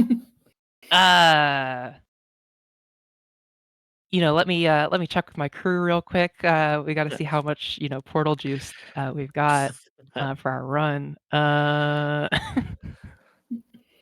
Let's see here. I mean, out of character, creating a portal is just a matter of rolling. Well, yeah, and we have advanced portal tech. And I have a space-time amphimeter. Yeah. Mm-hmm. Yeah. And it's not like, we could just follow the portal line we already have, which would take us to the Golden Jungle or the Waking Pits, Yeah. That's a portal that you know about. Yeah. So, But yeah. they're asking to open a portal right here, right now. I could try that. Sure. Oh, we are portal buddies, you and I. Yeah, we're portal buddies. Maybe Also, I love trying things. That might be we could try and pinpoint the secret portal. Oh. Do you know where that is? Portal to here. Yeah. Oh, is that how it works? We can ritually summon it. I mean, it could be. It's sick. Yeah. Yeah. Okay. Dennis, I need you over here. We got to get a portal going. Okay. Yeah, I go. So I still have a board, so I assume it's not too much of a problem for me to get in there. Yeah. Yeah. What does it look like to try and summon a portal? Okay. Well, first, let me look at. So I have space-time amphimeter. Also grants 1d6 to portal discovery. It's portal discovery beats. Not roll. Yeah, I mean, this is up to you. Again, I'll say it's dangerous because most people don't do this, but it's you got a ray gun, you got some cool tech. You got the speakers, in the fabric right? Ooh, that's good. Oh yeah. Can you melt the face off of reality itself? Yeah. Oh yeah. I pull out speakers. I pull out. I don't think he's made the full put the speakers on the board unless we do want that. That technology idea they had of it. Do you want it to be fully made at this point, or I don't know. I mean, it is a one shot, so I mean, up to you. That's true. Yeah, it probably is a working prototype, I guess. Yeah, has pulled it all. That's the danger. That's the danger. Puts it all off his board. Has just an open space wall of this pocket, just clear, and is okay, don't go in there. This is either gonna be a portal or it's gonna be a space that implodes you. So yeah. Just be very careful. Triptifer's got these little stakes that he drives into the ocean floor to form a little ring. Oh. There's a charged buzzing energy that's passing between them. Mm-hmm. Dogburgers looks at you and says, "This is sick. That's really cool, actually." This is the mix of science and occult. This is the stuff they tell in stories. Hey, you want to give it a blast? Oh, I'd love to. A slug blast. Yeah. And, no slugs were harmed in the making of this portal. How's this roll gonna go? Great question. This definitely sounds like you're using your attitude, so you can use that. All right. Yeah. To either get a boost or a kick here. I'd like another d6. Great. Yeah, I can help you for sure. Oh, all right. Great. I'm not sure if this would be if I'd add a kick to like, because this isn't a trick. This isn't gonna be like on the I mean, show. if you want it to look cool, if you want to call it a trick, it'd be kind of sick. It's kind of interesting to have, if you ever seen a skateboarding video, there's like interstitials of like regular life, and it'd be kind of cool. Like, oh damn, that DJ Gertz, he sliced a hole through reality just with the power of music. That's sick. So if you want to do a trick, you can. Yeah. How about this? Hey, Tripper. All right, you're gonna get on your board. You're gonna go around. You're gonna go around this pocket. And you're gonna like hit the in front of this portal thing, and then it's gonna open up. And then Yeah, got it. I'm gonna be on the TV. I'm gonna say magic is real now, and that's gonna be a trick. Okay. I mean, it was already real, wasn't it? Well, it's. I'm trying to get like a thing going. I want that to be like in my DJ set. Like yeah. Okay. yeah. All right. All right. I made it a trick. Great. So you've got let's see. You got one dice, extra dice for help and for pushing, and you've got style. So I think that's 3 dice. Let's go. All Love right. that. All right, let's do it. Yeah. That's a 6. Woo! Oh, yeah. Tell me how this goes flawlessly. You rip a hole back to where are you ripping a hole to? Probably null. Yeah. You're sending the wicks back. What does it look like? Why is this so successful? I think. What's the trick you do, Triptifer?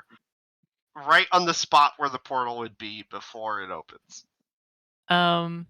Is it like literally just sitting in place and then rotating rapidly on the board and like then tilting it up, It's rotating along, just going faster and faster and faster. Yeah. It works. And then I think as soon as you're out of the range, the speakers kick up and the loudest sound you've ever heard in your life blares, and that sound like is gained physical form and transforms into a portal. Right. Yeah. That's And we hear the music of Noel, which sounds Yeah. like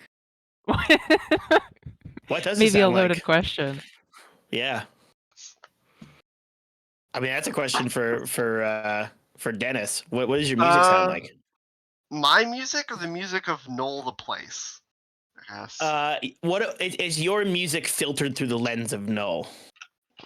So it's like a lot of techno, but like really drowned out, like from really far away. That's good. Playing in someone's basement nearby. Yeah, and Dennis yells, "Magic is real now," and just fires off another like a couple of strange like stingers. like go live your life and die. You say that the 3 of them jump through the portal. There's a brief moment, and then the portal starts to change. You can see through it. There is you've reached a sort of thin zone, as the book describes. You see a golden light, and lots of forests and jungles and things in the golden jungle, which is where you're going next. You all hop through. You got anything else you want to do in Des 9? Let's go through. Oh, Nice. Is there any fun trick from the other 2 as they arrive and then the portal's already open? They could just go right on through. Oh, good call. Yeah, how do the other 2 just go straight through the portal? Well, one thing I wanted to say before is I definitely, with my probably pretty aerial view after blasting off with the gravity arc, I did want to get what Dennis did on camera, like the whole thing. Like this is Hell important yeah. not only for the slug blasting, but also for his music career to be like this, literally blasting holes in space time with music. Hmm. It's I'm getting that on camera. it's so powerful. Yeah. Social media starts blowing up with hashtag magic is real. I think I'm I think I'm like looking at the comments of it as I go through the portal. So no fun Oh. trick really.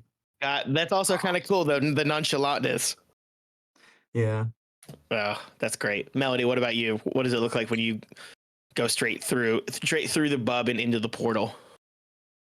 I think that Melody kind of like carves down the bub and then sort of like launches herself up over the portal and then clicks her helmet and gets rid of her hoverboard to fall like straight down feet first into the portal. Hell yeah. Excellent. And then Tryptopher and Dennis follow suit. Hmm. Great. The four of you drop through into the golden jungle. It's immediately the weather changes instantaneously. It's now hot and sticky. It's humid. You know, you can almost see your breath in the humidity. It's so humid here. It's I'm sure some of you have been here before. But this is a world in which there are giant, you know, imagine sort of a classic post-apocalypse world, you know, overgrown jungle with lots of structures and architects, you know, and architectural features. If you played the game, any of the games, the Horizon Zero Dawn games, I think this is a good touchstone for them. Lots of dense foliage. And just tons of all of this stuff is just prime slug blasting area. And the four of you are actually dropping down onto a giant rusted out old mech that are known as the Praetorians. I think mech game that isn't a mech game is on the bingo card, so I think we can knock that one off as yeah, the four of you are dropping, you know, 10 feet onto this giant metal mech. I think it's literally just what it looks like here, which is, you know, there's like a long sword that you can grind down and maybe do a trick over. Melody, it sounded like you were the one that was kind of going first. What does this look like? So Melody's is falling feet first. Wait, that would be really embarrassing if I was. No, I'm not. It's slightly more embarrassing. Okay. So Melody's dropping feet first out of the sky down towards this mech. And I think she waits to sort of the last second to like click her hoverboard.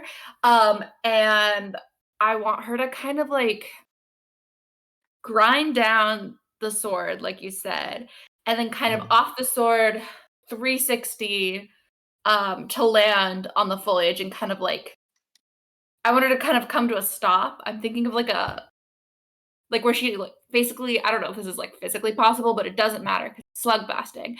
She's gonna lean back on her board to kind of use that as like and like lift the tip up to like skid until she breaks. Like you were snowboarding.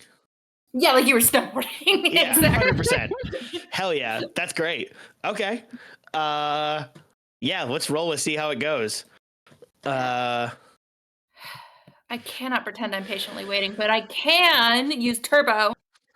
You can use turbo. This is perfect. Your hard light board, precisely. Yeah. So that's I'm gonna take 2 dice there. Cool. Remember that Anything you can also else? use your shared crew as well. Right, we have a crew thing. Yep. I don't want to take our crew hype, but we could. And you can also take a dare, as always. I could take a dare. You can You let want- me introduce a bite, a problem I'll introduce later. You want help? Because I'm happy to help. Ooh, Ooh, I'll take help. I want to kick though. nice. I think I can give you a kick. Yeah. Yeah. How How do you help? how am I helping? Well, I'm coming in after you, probably, because I think you were just closer to the ground or closer to the water than I was. Like I was high up in the air. So maybe I see what you're trying to do and I like give you a little bit of a push, like momentum, like kick kind of. And so I'm just like pushing you forward. Yeah. Yeah. Dope. And if I say check it, I get more, right? You sure do. Yeah. 'Cause Okay. you're So doing a trick. It sounds pretty sick. yeah, it does sound pretty sick. So it's 2d6. Well, I guess I already have. Okay, wait. Can you give me a dice instead? I'm sorry. Because if I'm going to do a trick, that gives me kick already. Yeah. Okay. So that's 3d6 then. Keep the highest. Oh, I've already got that on there. All right. Are we ready? Yeah. Hell yeah. Woo! That's 5. I'm gonna tick off another again. This is all you're doing. You're doing it for the vine effectively here. Yeah. A reference that's probably too old because I'm old. But Vine was like TikTok but different. Anyway, As I send you out with a little bit of force, I say yeet and then just push you forward. Good. Perfect. The consequence here, the problem is that, of course, you can't just grind down on a big robot without it turning on. You've activated the giant robot. It's now turning on. You hear a giant booming voice saying, Praetorian protocol activated. And as you are fine, you've slid off the end of the sword here, but for Tryptopher and for Dennis, this robot's on now. Yeah. And is like slowly starting to get up. You know, the dirt and moss are falling off as this robot is slowly standing up. What do you do? Okay, Tryptopher, I have an idea. Yeah, let's hear it. I want to go in that.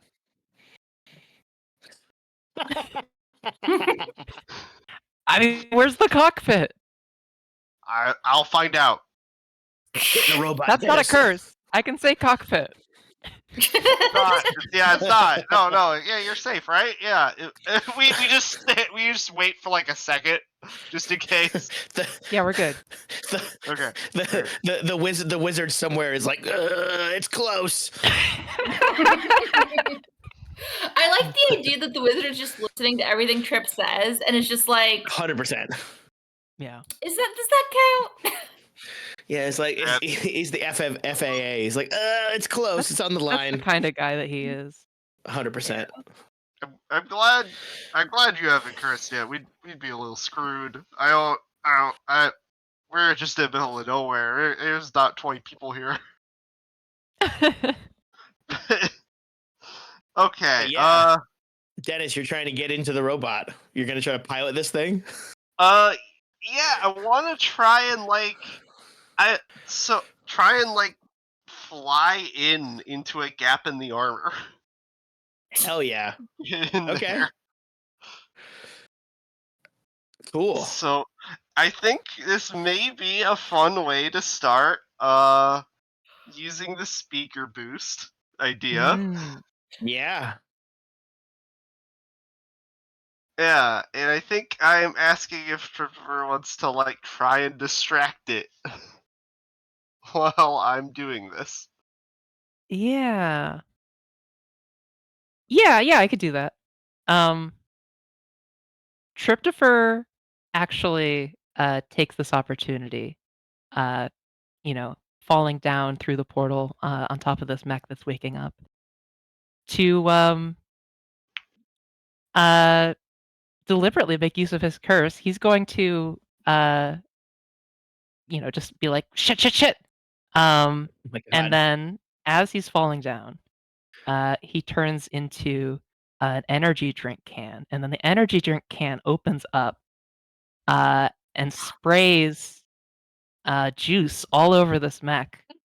Juice box. And it gets in all the tiny little cracks and openings, and causes it to get stunned for a moment. You see the little arcing lightning around it that shows that the thing is, shorting out a little bit. Awesome. That's so good. And it maybe even like causes the hatch of the cockpit to like pop open. Yeah, that's great. So are you getting extra dice or extra kick here from that, Dennis? What do you think? I like extra. Maybe extra kick. Yeah, that makes sense. Yeah. Okay. I'm using the boost. I'm gonna burn right in there. I don't know if this is particularly smart. No, but it does. I mean, I think you could argue for using your special here by like pulling up a quick diagram of this mech and seeing where the best place to seeing where the gaps are. So this would be turbo. If you want an extra die, yeah. Yeah. All right, 2d6 All right. extra kick. 6 extra kick. Let's give it a shot. Hey, that's a All 6. right. Wow. God, Okay. Dennis is crushing. I'm doing it. So I think, yeah, I blast in there.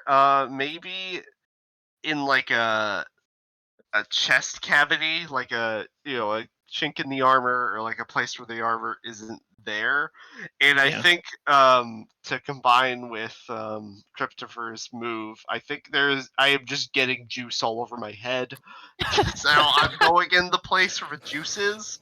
Yeah, the controls are sticky. It's bad. Oh yeah. I think you hear over the comms a voice that says juice box protocol activated. welcome pilot. This mech is recognizing you as its rightful pilot because you've activated the juice box protocol.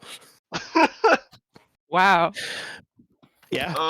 Okay. You get a 6, and it's all on. It's I think the way that this is on, the way that this increases your slug blasting clock is that again we just established that the wizard is watching Tryptopher at all times, and this sequence is captured on screen, and even the wizard is like, that's kind of sick actually, and passes it over to the marketing team. Yeah. Wait, no, that's bad.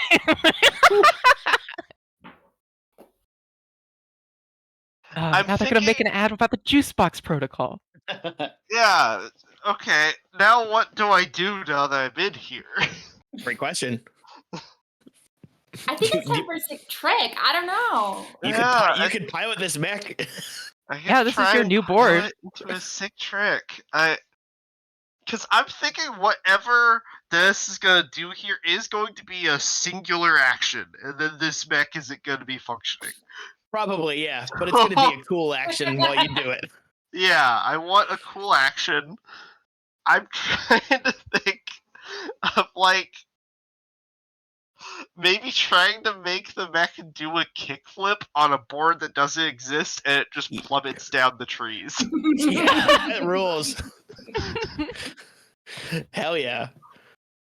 I try and find like a mic so that I could say something into it that Right. is A everyone fallen hears tree. it. Yeah. Well, no, just before doing it, you just hear a robotic voice say, "Check it," as it gets up and then tries to do a kickflip off of the like big tree we're on. Hell yeah. So, All right. yeah. Give me a dice roll for that. That's funny.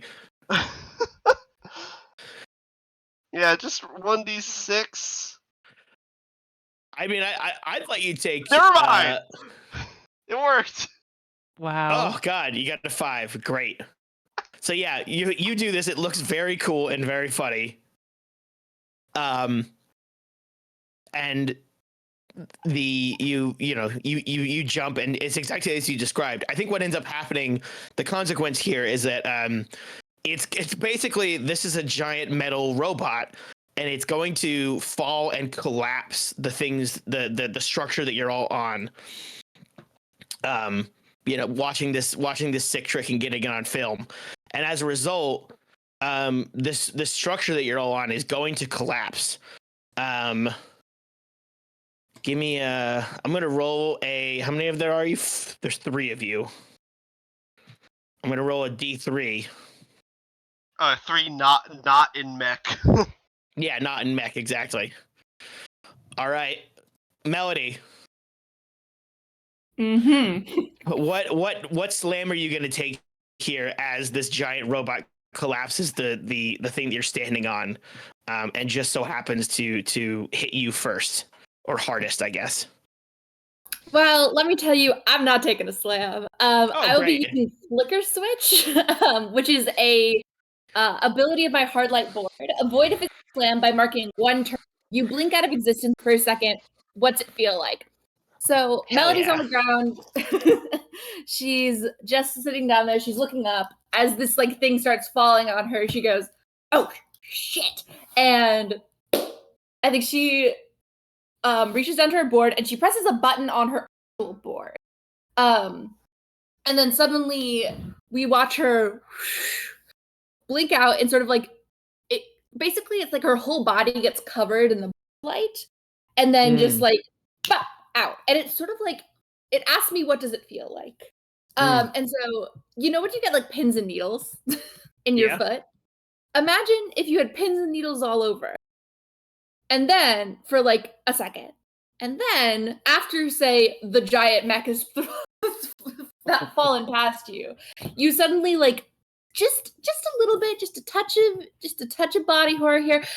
Imagine like feeling all of your like ass come back together.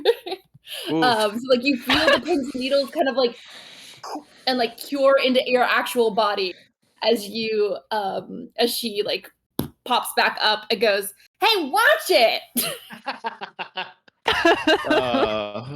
Very good. Great. So yeah, you all have now gone off from the. You were once at the forest. You are now falling through the air, hundreds of feet in the air. But again, you have hoverboards and you're radical teens, so there's not any immediate danger here. And as you're falling down into this into this sort of chasm area, or this sort of plateau, you see in front of you there's this giant crack basically in the planet, and you can see that there's a portal across this big jump. There are, imagine, like, have you ever seen an Evel Knievel jumping over the what's it called, the Grand Canyon? Mm-hmm. It's very much that. It's like there's a giant crack in the planet that if you zoomed out would be across the entire planet, and that's you all need to figure out how to jump across that to get to your next portal. But for a moment you have a brief period of rest to figure out what to do. Honestly, I'm surprised I didn't take a slam from the mech thing. Oh, don't worry. It's coming. Not from the mech thing, but I got a consequence coming. Don't you worry. I was wondering. I got out of the mech. Cool. Shit. We'll get there. Don't you worry. I have a funny idea, which is that I have a grappling hook. What if I throw the grappling hook across the canyon, and then we've got to grind on the rope? Yeah. Yeah. Come on. That's very good. Before we do this, hey, Tryptopher. Hey, yeah. So, I'm like, here. now that I'm covered in... Is this juice you? What is this juice? Let's not think about it. Can we just, like, get, one of the clips uploaded real quick so I can turn back, Yeah. Then we don't have to worry about it. Yeah, let's...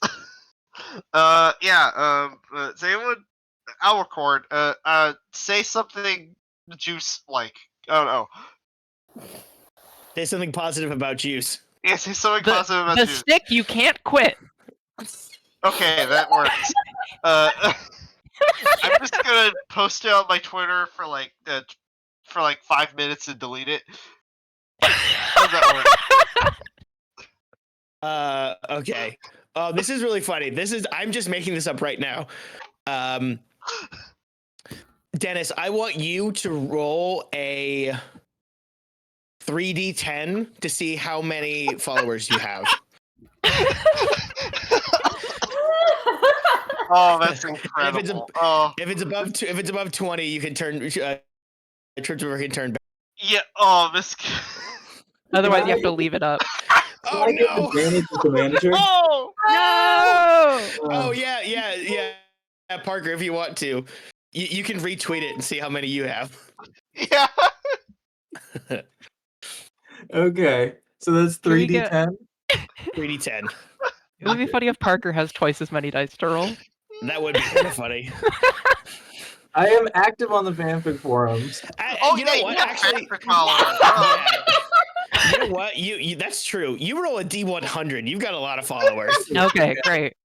Okay, that's Alright. good. That's good. D100.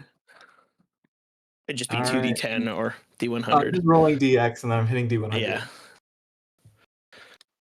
49. Hell Yeah. Many people see this. Yeah. The original tweet is not particularly well known because most people don't know Dennis, but everybody knows Parker Pending, the ultimate the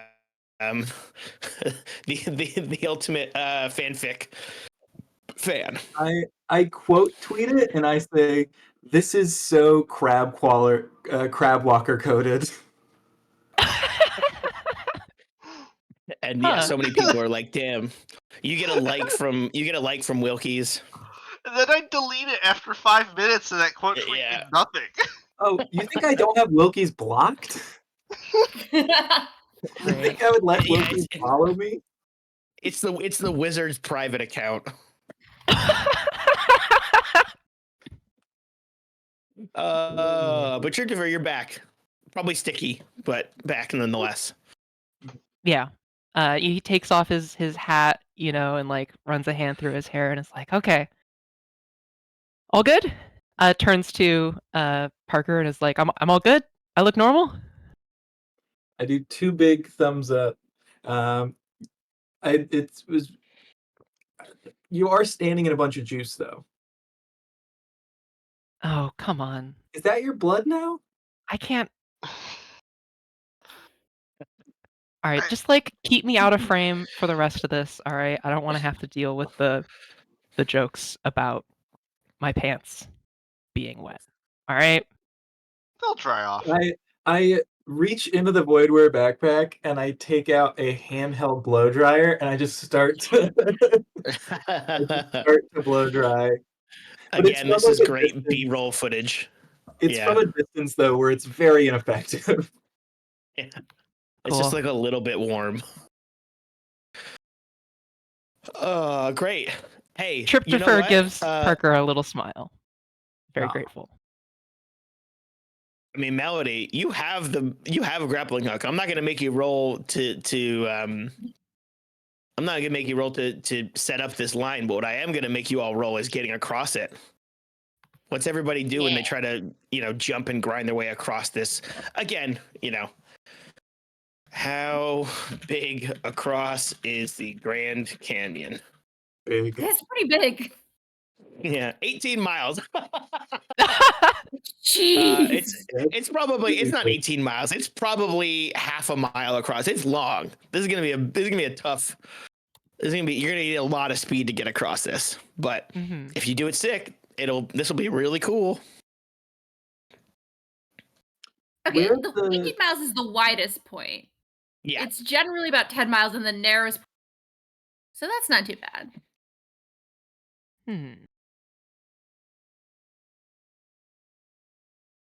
Yeah. What is the grappling hook? What is the line made out of? Is it classic slack, zip line material? Yeah, I think it's a zip line material. Yeah, I think it's just something, I imagine she does this to grind. She's out here, she's been, literally grinding, right? She's been working on that railing. And I bet if we were doing a true Forge in the Dark flashback, what we'd see is her originally using the grappling hook over hammock distances to sort of like get like her grinding sort of on like better, basically. Yeah. I love that. Yeah, so it's like it kind of can I say something silly? Like it's a rope, and then like once it like grapples, it like hooks out, and it's a rail. Ooh. Hell yeah, that rules. That's precisely what it's for. So, everybody, you trying to get across. What do? How are you going about it? Are you doing a trick? Is this the kind of place that would have like bouncy mushrooms? Oh yeah, for sure. I think I'm gonna do that. I think I look down over the edge of the chasm and I see like a ways down is a ledge with some mushrooms growing on it. And I recall earlier in our journey here, I saw some like little creature that was bouncing harmlessly off the surface of the mushroom. Well, would you believe, just to add and some added tension to this and to tell you what the stakes are if you don't get across this quick enough, I am introducing a new problem called wicked fast slugs. No! Oh my gosh, no! Giant wicked ostrich-sized fast slugs are slugs. chasing behind you. As you know, you saw maybe a baby fast slug earlier, Tryptopher, but these are the adults, and they're chasing you. Better get across quick. See you on the flip side, he says, and he jumps. Hell yeah. All right, Tryptopher.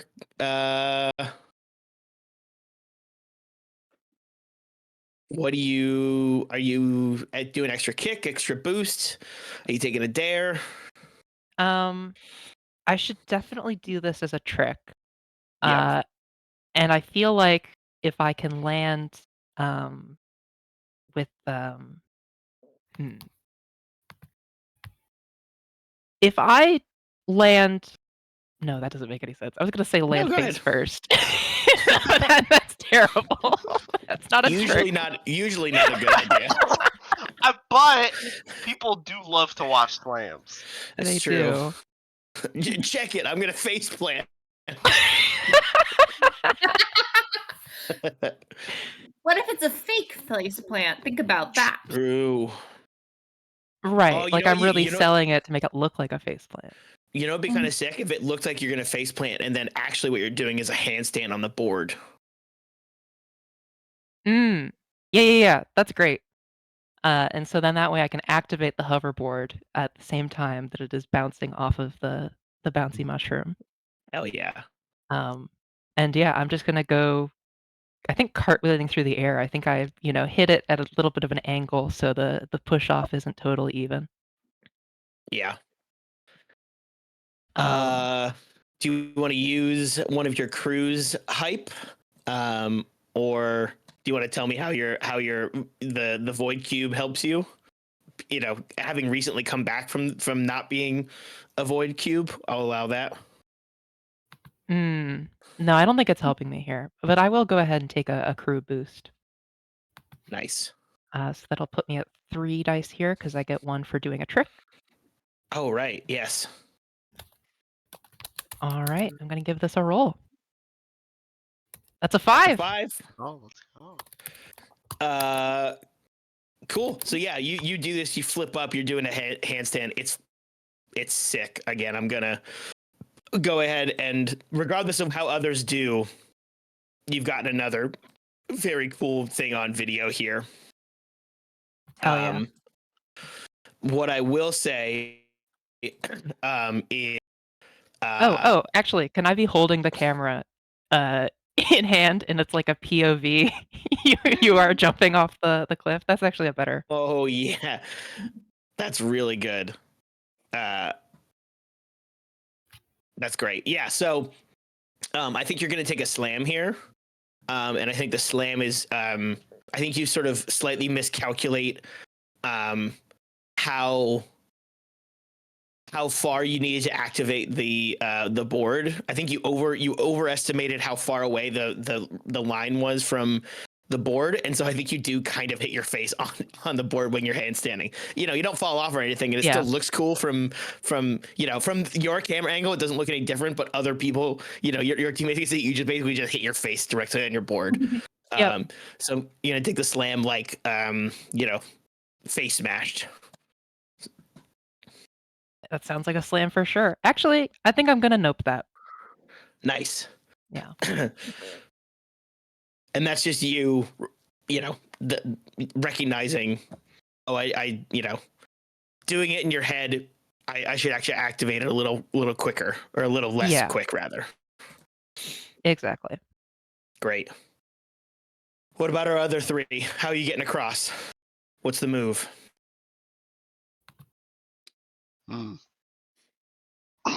Where's the sword from the mech? Oh. Long gone. It's fallen into the chasm. Okay. There's other mechs, right? But there's certainly other mechs. There's tons of them around here. If you want to sort on a mech, let me know what you want to do. We can make anything happen. Yeah, sorry, I made that mech go and leave forever. Trying to think. Are there any with what would be the coolest like giant-sized weapon to do a trick off of? Ooh, do any have um like big spears? Sure. Like a big pole arm. Or maybe like a partisan? Oh yeah. Yeah. Hell yeah. Yeah, like any kind of like big spear. I feel like it would be because there's you said there are fast moving slugs. Wicked fast slugs. Wicked fast slugs. Yeah, they're chasing you.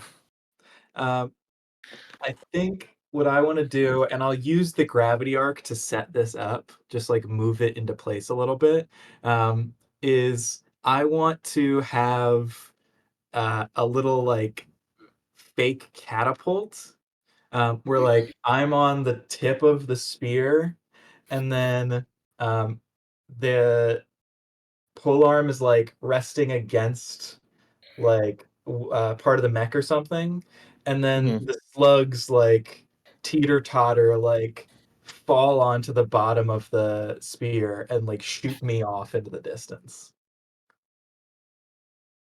Oh yeah. Do you think that's like enough physical tech that I could help with and use my know-how?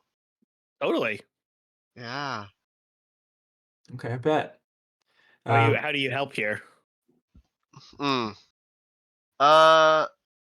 So what is it again specifically? The move you're doing? I'm just doing a trick. So yeah. I'm just trying to like catapult, like set up a makeshift catapult with a spear so that the slugs look like they're gonna get me, but then they all like teeter totter shoot me into the distance. So good. You're like doing like bullfighting, but with the slugs. Yeah. Yeah, I'll help like set it up and stay behind. Oh, okay. Oh man. Are you sure you want to stay? But I can try to also hit you with my sticky hand grappling hook, which just is a giant size sticky hand. We can try that. That sounds fun. Yeah. And I'll grab you and hopefully not get you too late. I'm so glad we get the sticky hand again. I love this thing. I also do want to say, because I described this previously, it's like a giant sticky hand that is the grappling hook item. I think it's the neon green ones that kind of look like a little slime. I just think that's a fun color. Yeah, and they get covered in light. Oh. Okay. I'm gonna mark a boost from my attitude. Yeah. And then that's 3d6, right? Yeah. You're getting help. Yeah. Okay. Oh no! Ooh, that's a 3. Well, no, because I know how. I can mark from That's 1 to right. 3, Oh my 4 to God. 5. Ah! It's happened twice. It's been useful both times. Mark of Wow. trouble. And yeah, how does your know-how help this go into a mixed success? I'm thinking like we were, a bit frantic trying to set up a thing where it's like, oh, the slugs could get you if you don't do the catapult Mhm. correctly. I'm here to make sure that the catapult is done correctly. Hell yeah. I think the negative consequence of this is, I think you, Dennis, because you were sort of like you were focusing too much on Parker. One of the slugs spits some acid onto you. They spit some acid onto your the bottom of your shoe, and you're gonna take the slam, corroding shoes. Corroding shoes. And as remember, you can always nope that slam if you want to, or anybody else can for that matter. I'll gonna nope take that it. slam. I'm gonna nope that slam for Oh, you. you're gonna know? Nice. Okay. Yeah, you took some trouble for me. I'll take some trouble for you. Alright. Love it. Aw. How are you noping that slam? The grappling hook. I just grab you a second earlier than I normally would have. So it maybe looks a little less cool as a trick at the expense of you not getting hit with acid. Mm-hmm. Parker knows Hell that the yeah. shoes are an important part of the brand. Oh yeah, Yeah. those are your set shoes. Cool. The four of you are able to get across. Actually, Melody, we didn't describe how you're getting across. Yeah, I've got my grappling hook. Oh, sure. You're Then I'm just just gonna grinding grind across. You do this all the time. Yeah. Hell yeah. The four of you have gotten halfway through the slug blasting competition. You grinded through the Des 9 and Golden Jungle, and you go through a portal into Opera Bloom, which is a cyberpunky, crazy world. And we're going to take a 5-minute break, and we'll be right back. Okay. Alright. Sounds good. Great.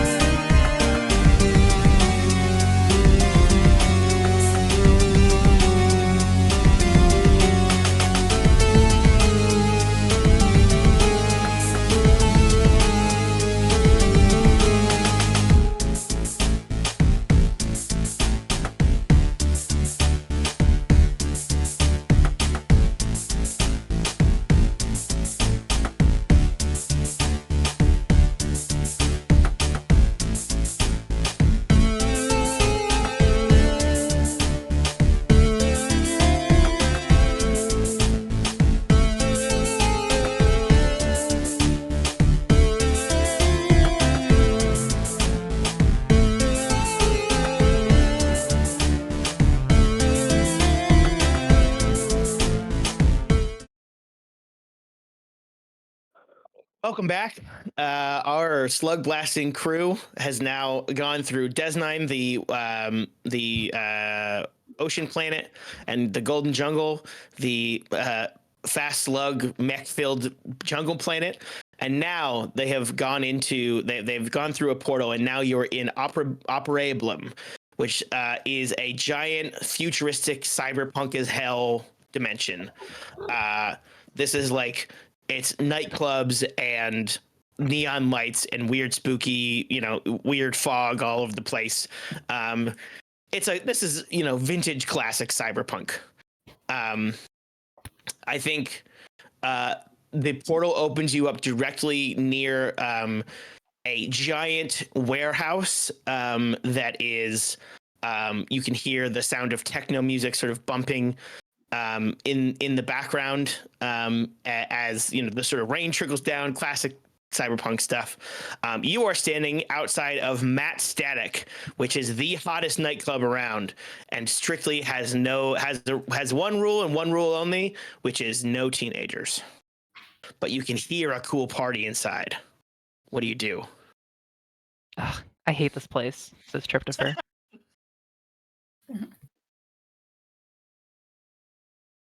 I just want to skip this one. We can come back later if we have to, but Okay, but what if someone did that thing where they go down the side of the building like we did in Des9 that one time? That you mean when the birds were attacking you? Yeah. But without the birds. And didn't that also break a bunch of the glass? Which looked really cool. Yeah. Oh. And then we can stomp on the no teen sign, and it can be a rebellion trick. Yeah. I think it would look dope. I think we can shoot this. All right, I'll hold the camera. Let's just get it done as quick as possible. He's checking over his shoulder. He feels like he's being watched. I'll be lookout if you're worried about being seen. So is Melody doing this? Yeah, I guess Melody's doing this. Melody, what if we both do it and I go up and you go down and then we high five in the middle? Yeah. Pretty sick. Pretty sick. Pretty sick. Cool. Yeah. Let's roll some dice. Let's have both of you roll at the same time, because that's always fun. Okay. Yeah. Extra boost, extra kick. Dares from me. I feel like if they get the same result, it's a really good high five. I mean, yeah, of course we're both gonna get sixes. Yeah. Obviously. I would like to use a hype dice, if that's okay. I feel good about that. Yeah, okay. I'm clicking it off, so I get 2d6. And then do I wanna kick? I think I'm okay. Or dare. Oh, a dare is always so good though. So juicy. What are you gonna do? I'm gonna turbo and then I think get a boost. And I think that's all I'm gonna do. Mm-hmm. Oh yeah. Yeah. Okay, give me a dare. Cool. But I'm gonna take trouble instead of the complication, if that's okay. I know it's lame. No, I mean that was what I was going to offer you, is just the mounting pressure of, this is going to get noticed for good or for ill. Yeah. Mm-hmm. Extra trouble. It's coming up on you. Take 1 trouble or 2 trouble? You would take 1 trouble unless you have otherwise. No, I don't. Yeah, I just 1 trouble. Just 1 trouble. Just 1 trouble. So I'm gonna make that 3d6 to roll. Okay. Nice. Are we ready to roll? We want to roll at the same time? Yeah, let's do that. Okay. Nice. 3, 2, 1, go. Ooh, all right. There we go. Oh, close. God, that was a crit. Jack, you rolled a crit. Ooh. Parker, Again, there are no crits in this game, but this happens so infrequently that I want to give you something extra here. What is describe to me what this crit looks like.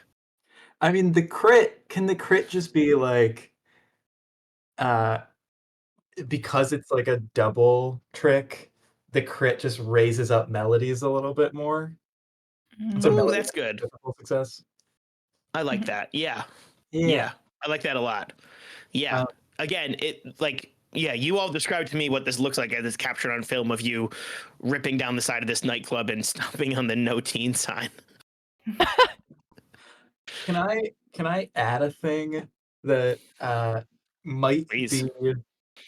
be an extra thing that needs to be rolled for, but that I think would be really sick? Yeah. What if we have Devin ride up, or not? Excuse me. I was looking at the Twitch I was looking at the Twitch and not at the actual thing. What if we have Tryptopher ride up with me, and then when we do the high five, Tryptopher moves over onto Melody's board because we both have really big boards. Whoa. Troops, are you good with that? That's fun. Yeah, that's so cool. That is sick. This is super sick. And Dennis is getting this all on film, especially with the visor, and is like getting this in slow motion. Gravity defying stunt. I think there's a few people inside the club that see this through the window and are like, "Whoa, check out those Slugblasters outside." Yeah, you do this no problem, and I think you've overcome the problem of trying to get into this club, because I think what happens is you stomp. This is really silly, but you stomp on the sign, and then the bouncer at the door says like, "Well, it doesn't say no teenagers anymore, so." Hell yeah. I guess come on in, kids, and leads you and lets you go into the club. So you've made it into the club now by getting rid of the no teen sign, because that's the kind of world we're living in. Let this be a lesson out there for anybody watching. If you don't like a sign, you don't have to listen to it. That's right. Yeah. You go in here, the music is deafening, classic Matrix style nightclub. Lots of flashy leather and lights, and what does it say here? A flurry of caffeinated party snow, foam everywhere. It's chaos in here, but it's a real great time. And there's a lot of stuff in here you could do that would be kind of sick. And I think there's a few different things you could do in here that you could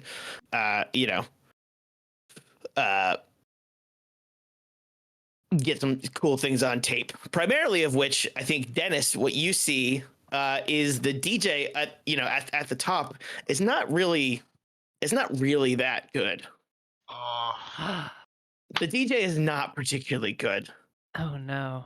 And wouldn't it be sick if you got it on film of you doing a cool DJ set instead? He's not even blowing anyone's faces off. I think there's somebody next to you that's like, oh, man, this DJ isn't even that fun. Yeah, what? If only somebody would get up there and take the place. Would you say you'd want them to blow your face off? Oh, that'd be sick. Dennis? I think this DJ is called DJ Fun. Yeah.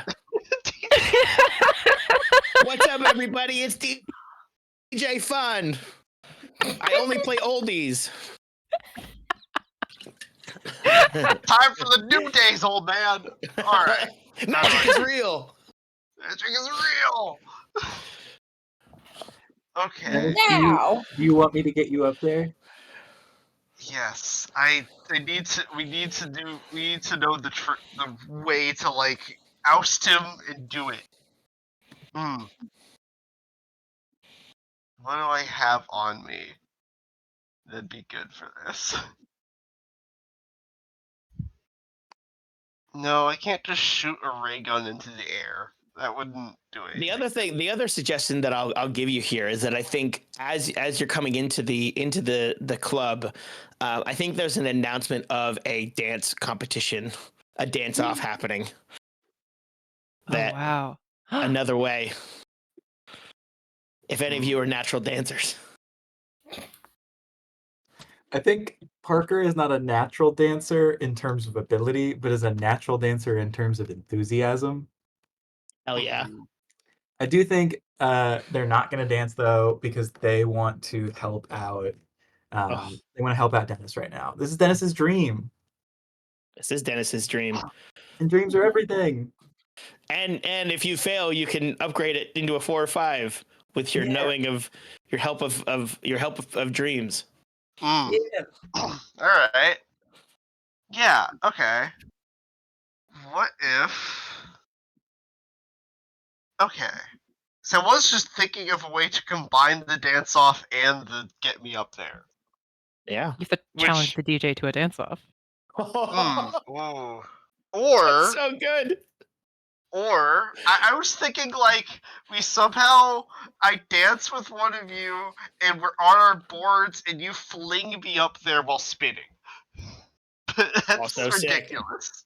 It's Whoa. sick though. Exactly. It's sick though. And I just kind of take it through force. Yeah. Blunt force trauma. I'm the DJ now. Yeah. Look at me. I'm the DJ now. I would be very down to help my client with with this. Oh, holy shit, that's so good. Yeah, I love that. Melody and Tripper, what are you doing while they're going to scheme in this to get the DJ off? What's your vibe in this nightclub? Oh, sorry, 1 second. I was yawning. Am I doing? Helmet's still on. Because it's dangerous in there. And I think she's like on the side of the wall, kind of waiting to act. But it's necessary. One might even say being patient. This is so Perfect. antithetical to how I normally. Yeah, well, you've just got to be patient. You're waiting for your opportunity. Yeah. Trip is leaning against the wall next to her and is like complaining about this whole place, like, people watching and then being like, look at that loser, Like that one pic of the like guy, that comic of like the guy on the street and like the totally normal guy. I despise people, something like that. Yeah. I think I know the comic. That's great. All right, let's get this dance move. Let's see if you can oust the DJ. Okay. All right. What's this dance we're doing?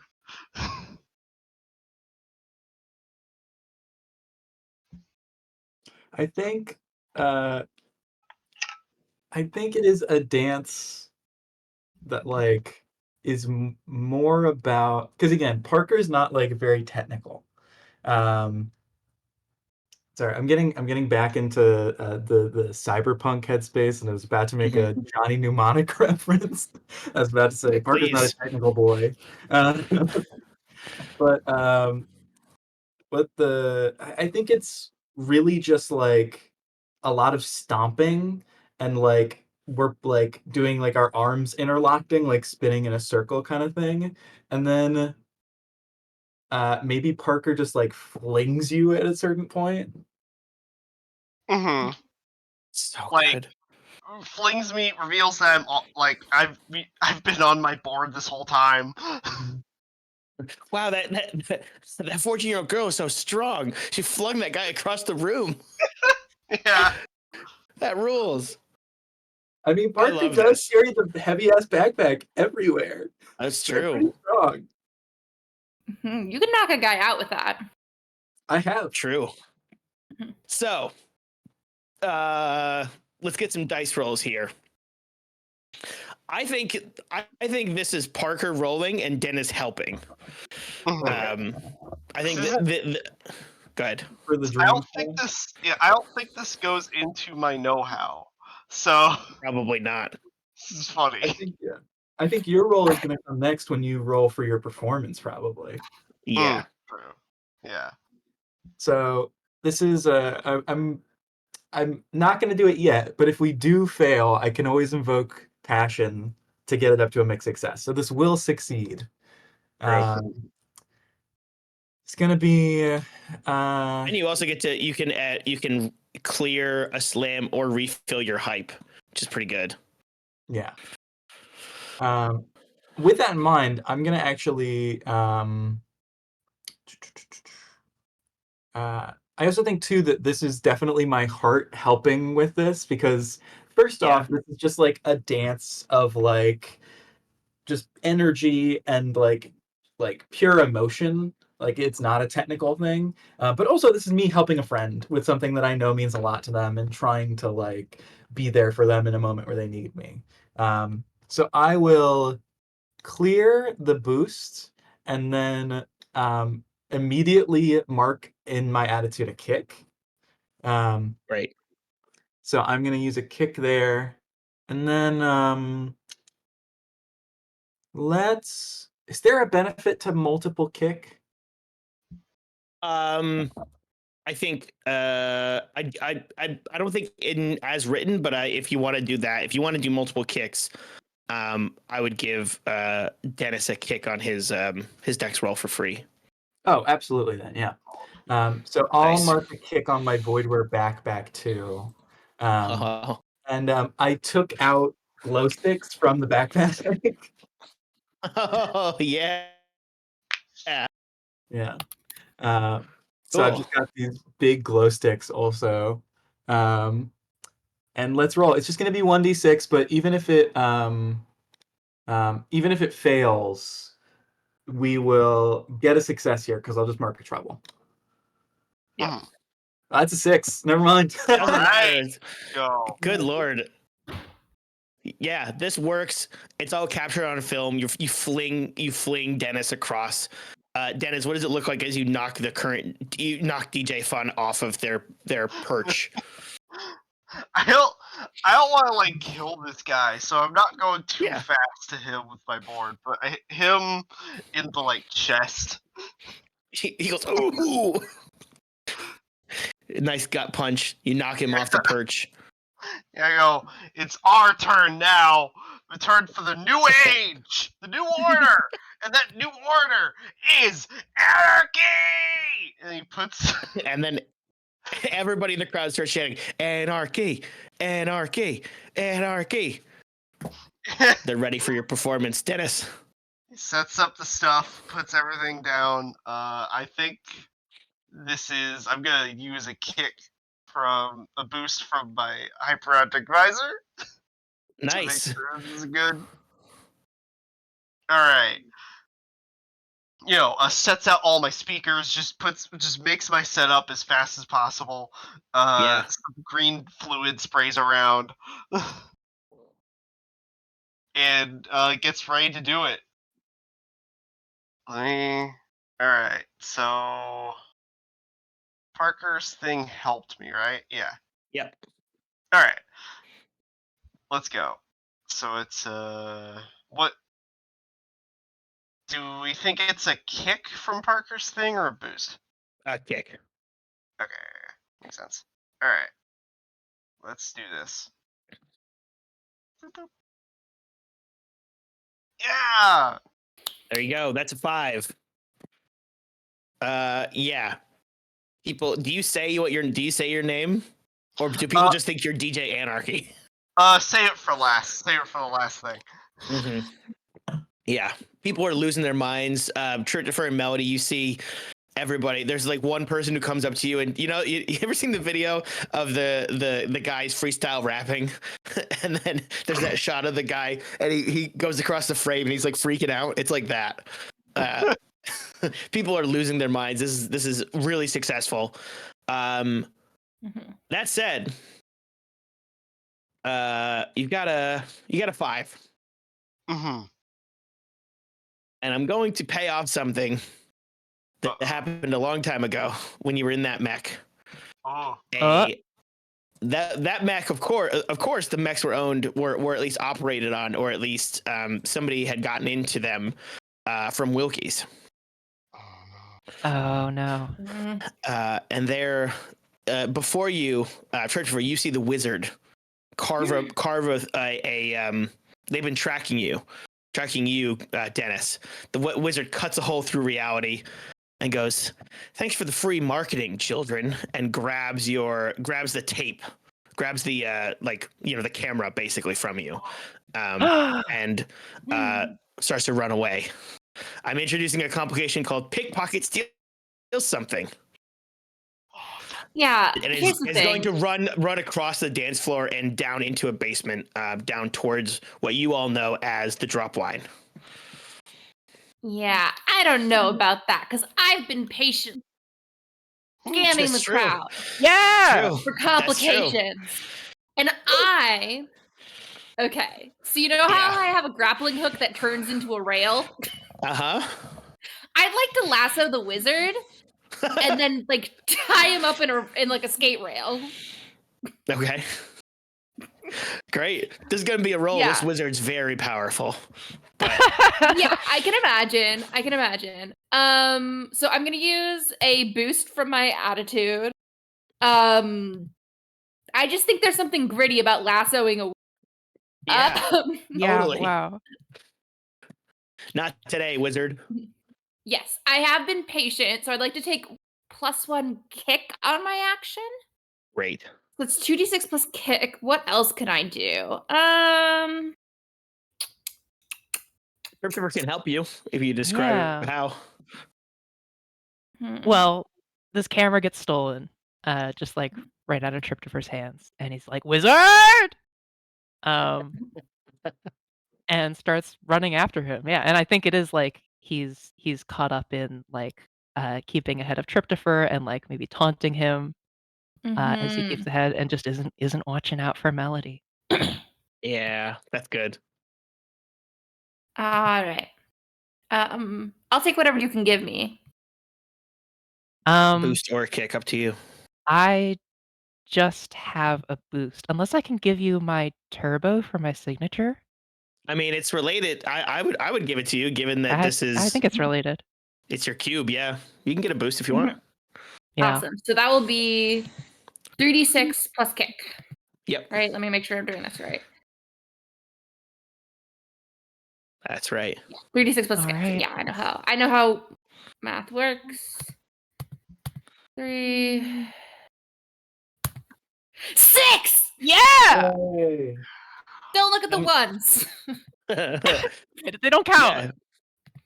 Yeah. I mean, they don't. Tell me what it looks like when you lasso this wizard, and, catch him in your web. Yeah, I think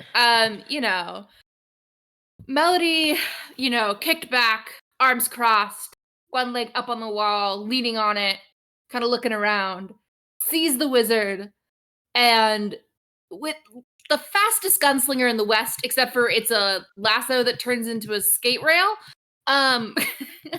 So she pulls it out and just like, and it just wraps around once, and then there's like a little like tug that she does that turns it into a rail, and so he's like stuck in there. He can't move, and he's attached. You know what I mean? He's just like he's just in a little cage of metal.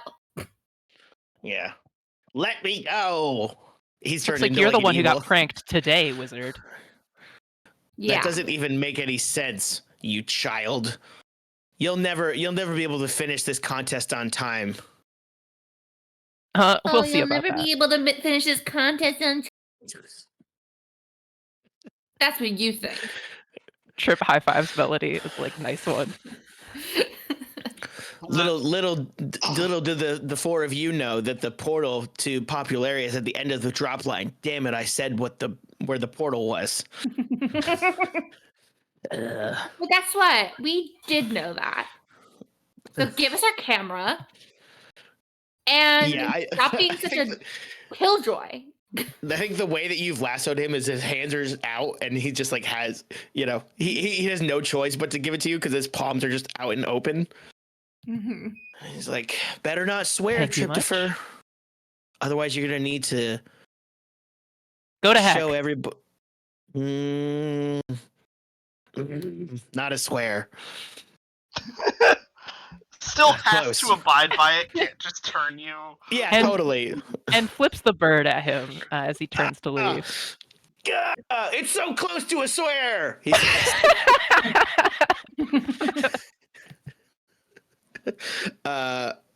Yeah, so this is what you know now is the portal to the last the last location is at the end of something called the drop line, which is like a famous skate route that you basically have to go into the basement of Matt Static and then take an elevator to the top of a very, very tall building and basically grind down a giant like space elevator train platform. Heck yeah. Grind or otherwise travel down. You don't necessarily have to grind. All the How do you do while... this? Again. Yeah. Oh, sorry. No, go ahead.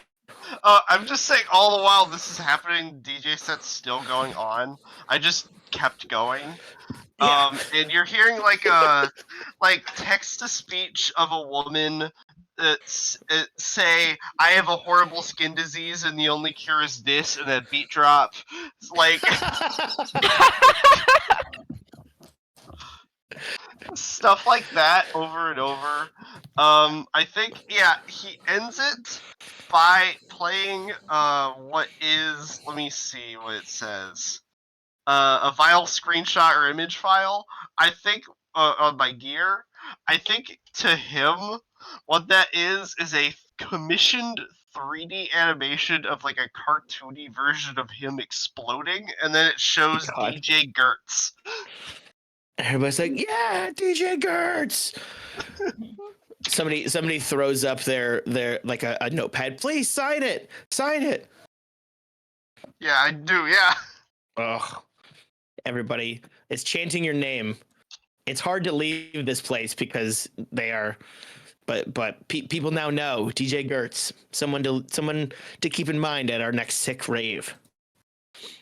I'm gonna have more than 9 followers now. That's true. That's right. Can we get a quick follower count roll? Maybe you might have. Yeah. Do a follower count roll. Do, All right. do a D100. This was a big event. Oh, hell yeah. 100. Let's go. No.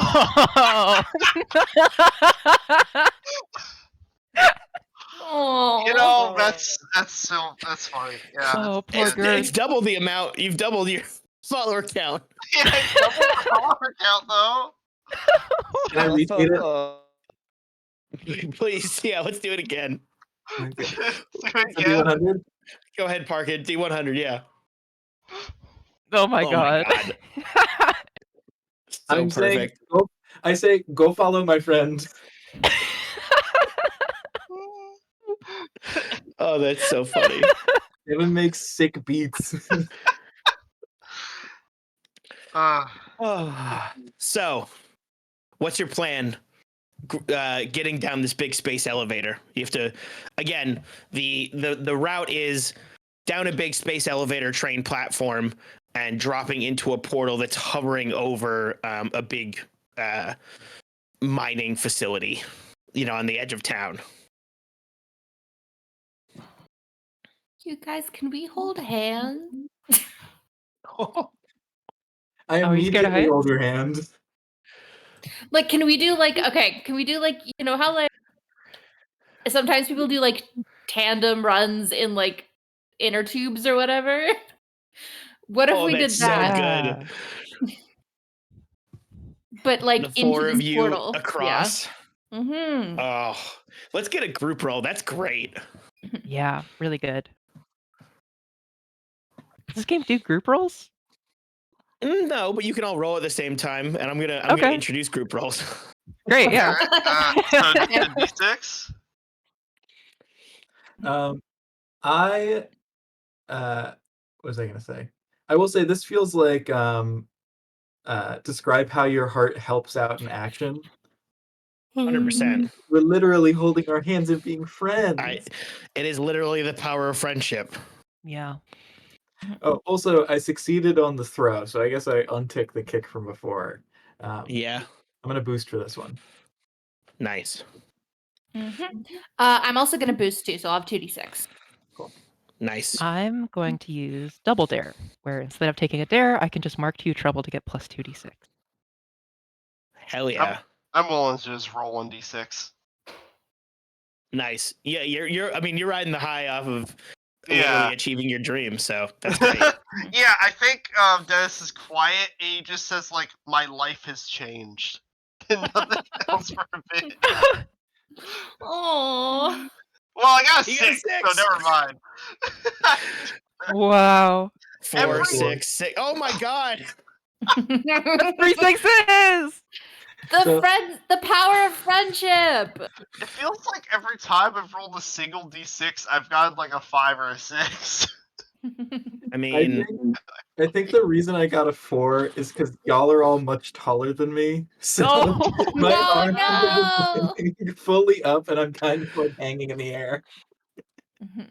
God, that's so good. Yeah, I love this image of like, again, the camera of this TV show sees is at the end of this, and it sees the four of you with Parker in the middle, a little bit shorter than everybody else, kind of like a V, Oh. flying down this Oh. big train, and sliding into the portal. Yeah, and on the video, this looks sick as hell. Another tick on your slug blasting clock. Nice. You go through the portal. You arrive to a beautiful Southern California-esque day. You are in Popularia, where Tryptopher is from. I was imagining this as sort of a weird retro future kind of place. Mhm. The image that I have here is from is like a cafe with like a weird car here. But again, you're here. There's a super busy beach boardwalk. You know, you go through this portal, you come out, and there's tons and tons of people. But Tryptopher, you've seen this, and they all kind of, a lot of people look like you. You've been here before. It's a very, very nice day, and there's just a bunch of people around. Many of whom can point you in the direction of where to go to do some cool tricks or.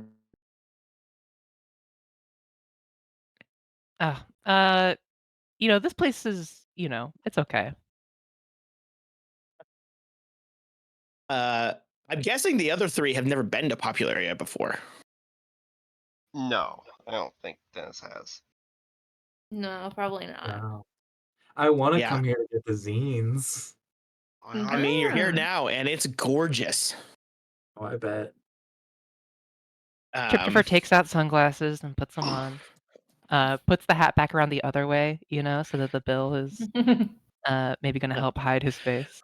Now that we're here, we didn't need to use the other portal. Are we gonna go to hell at some point? I want to go to hell soon. It's Dennis. Dude, I don't think you want to go to hell. I Heck, want to go heck, to hell. heck. Shit. Wait, no, you're referring to a And then place. You're referring to a place. He turns into. Oh, what should it be this time? Wait, no, it should count. You're referring to the place. Then they went shit. The wizard is doing the thing I'm literally doing, which is Googling, is hell a swear? And it says hell is a swear word when used in anger or for emphasis, but when it's a place, it's not a swear. So you get off the hook. But Tryptopher did the say wizard's shit like, in the middle "God, of that's stones." backpedaling. Oh yeah. Oh, true. They said shit. Yes. Oh, so good. He turns Okay. into a little package of cookies. And the little package of cookies, with like a little thing on the top, it's got like a tab that you pull to open up a panel. And it's just like resting there on top of Tryptopher's hoverboard. So he still has freedom of movement. But you see like the little tab peels back and like, moves up and down with Tryptopher's speech. Could be worse. There's a ton of people here. Oh, I'm going to introduce a complication here, which is a rival spreading lies. I think one of the people on the Thrashers, who are like how does the book describe Thrashers? They're like the people who think that slug blasting has gotten too corporate. There's a guy named Travis Welch. who walks by and is like, wow, look at that. Juice box is shilling Wilkie's again. It's a cookie this time? My God. He must work for Wilkie's. He doesn't have a choice, man. This is like a punishment. Do you want this on you? Do you want to become that? Guys, we don't have to. We could just go. Yeah, listen to your friend there, Specs. Specs? Yeah. I'm sorry, I just had one of the greatest moments of my life, and I'm not willing to take this. I will shoot you with a gun. Whoa! Whoa! Whoa! Actually, Hey, this guys, isn't calm down. Have a rival cookie, spreading all right? lies. You know, have a cookie and calm down, please. Wait, are you the cookies or the wrapper? I'm both. Wait, then we shouldn't have the cookies. Is this wow? No, but that's Triptifer, they're really tasty, so you should have one. Triptifer, I didn't realize that this was the crew you hung around. My gosh. I thought they'd be cooler. What did you just say? I said you're from Popularia. I figured you'd been hanging out with some cool kids, not Specs over here in Dr. Helmet. The cookies start spewing out of the package. It's very like Poltergeist got into the snack cabinet, and they just start pelting this guy in the face. All right, give me a roll. I'm gonna do double dare again on this. I'm marking 2 trouble, Nice. which feels appropriate because this is like Yeah, big time tanking my reputation. that's great. All right, so I've got 3 dice. That's a 4. Okay. Clover, So yeah, go ahead. Sorry, my cat just walked across my keyboard, but I think we're good. Oh. Thank you, Clover. Thanks, Clover. That's a bingo. Or not a bingo. You're Almost. welcome. That is yeah. Yeah, she's just taking a nap. Yeah, this gets on film, so it's really cool. It's funny. This will be some funny footage later.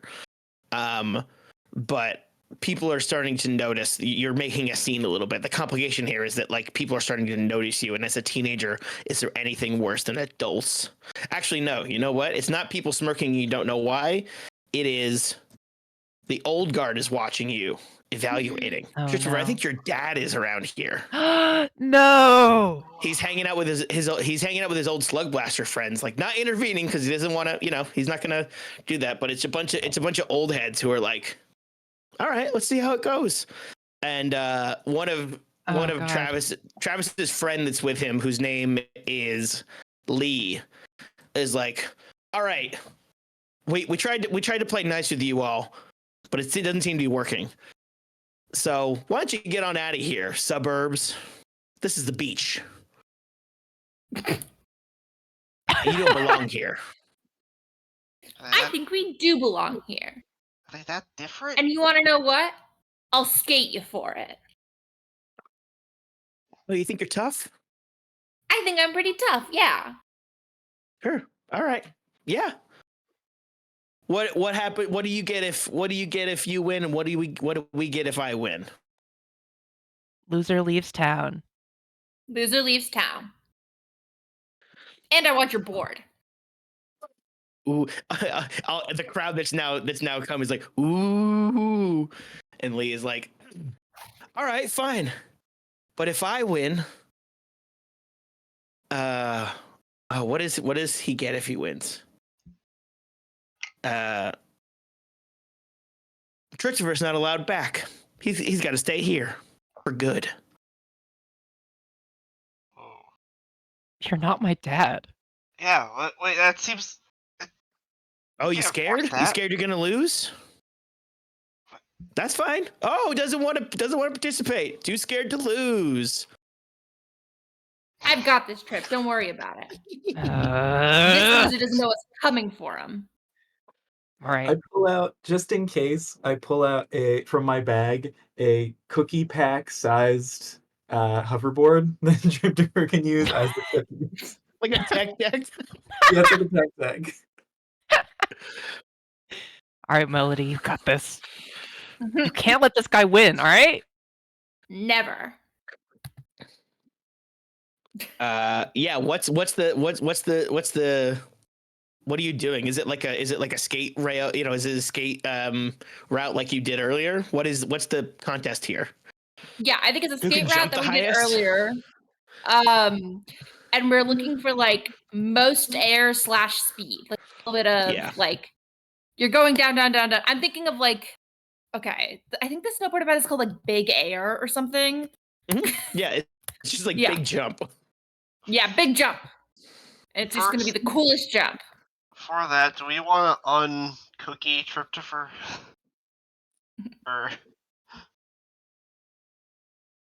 Up to you, I think it's Tryptopher. Melody You want to versus get Lee right uncookied? Yeah. True. But I think Des wants to help you on this. Okay, yeah. Mm-hmm. Cool. Yeah, you're having a little meeting before this happens. You see Travis. Travis has doesn't have a skateboard. Has a pair of the runner shoes, the like nega friction gravity boots, and is sort of like warming up. Has put on a visor for some reason. Like an 80s villain. Uh-huh. Yeah.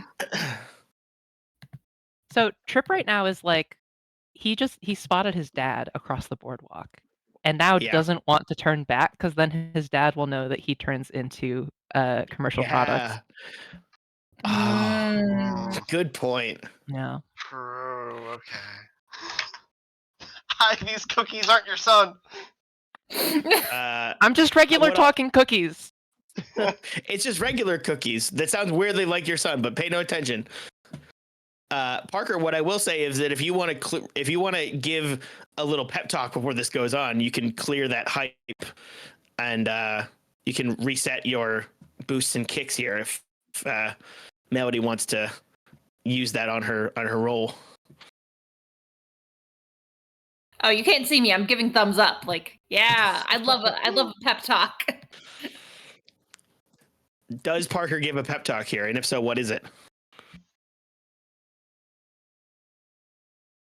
I think I just like take your hands and I say,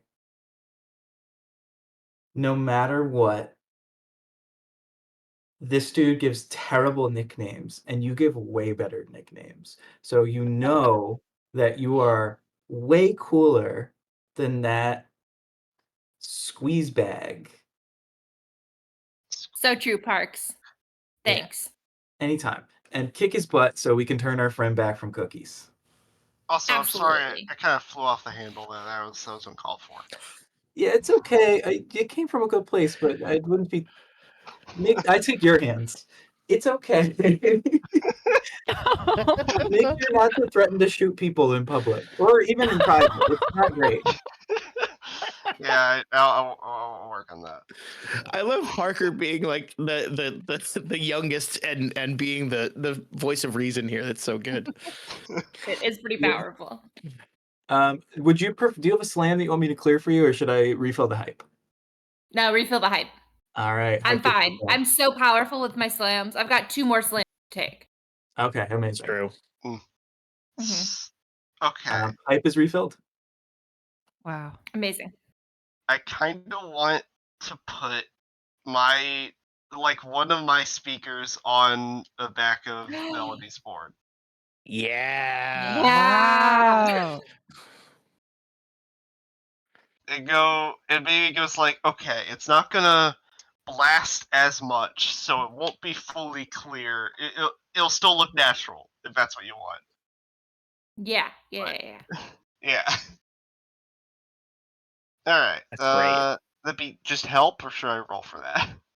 No, you can just do that. You just help. All right. Yeah. Are you All right, giving kick or boost here? Yeah. I'll take Oh yeah. What would you say? if I can take a die, that would be great. But if you can, but yeah. Yeah, I'll give you a boost. Boost. Nice. Okay. So it's 2d6. I am gonna take an attitude boost as well. So that's 3d6. Oh, wait, no. Yep. Sorry, I accidentally rolled. That wasn't what I meant to do. Okay. 2, 3. Well, we won't count that. That was just a practice one. Thanks. I'm gonna use my highlight board. You And get an extra since kick, we're yeah. playing for, we're playing for Trip's life here, I'm gonna take a crit Yeah. type, roll 46. Nice. Okay. Good idea. Let's do Alright, it. so 46 plus a kick. 46. That's a 6. Yeah! There we go. Tell me how this goes. How do you completely? You've completed this. Everybody's watching. This is the final. This is the final trick in this competition.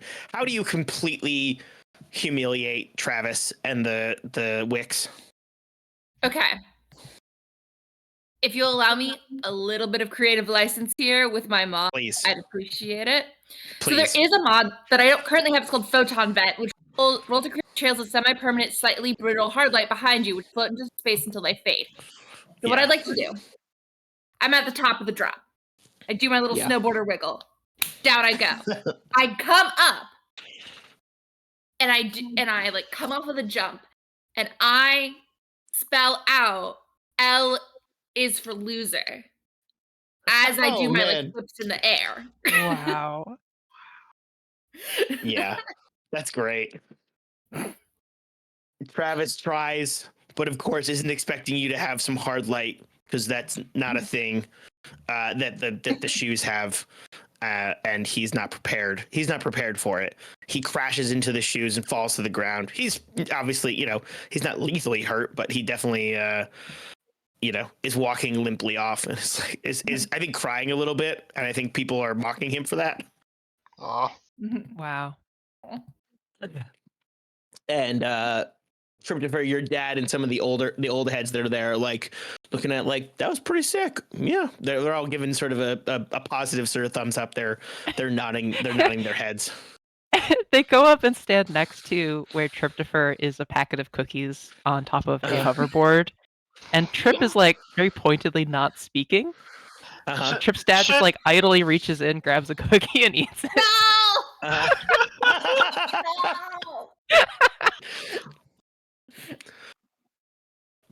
No! I'm gonna roll a 3d10 to see how many people are here. To see how many people have seen. Oh shit! Yeah, he's famous. Very actually. famous. Someone's like, she did that for those cookies. oh no. Oh, it's only 7.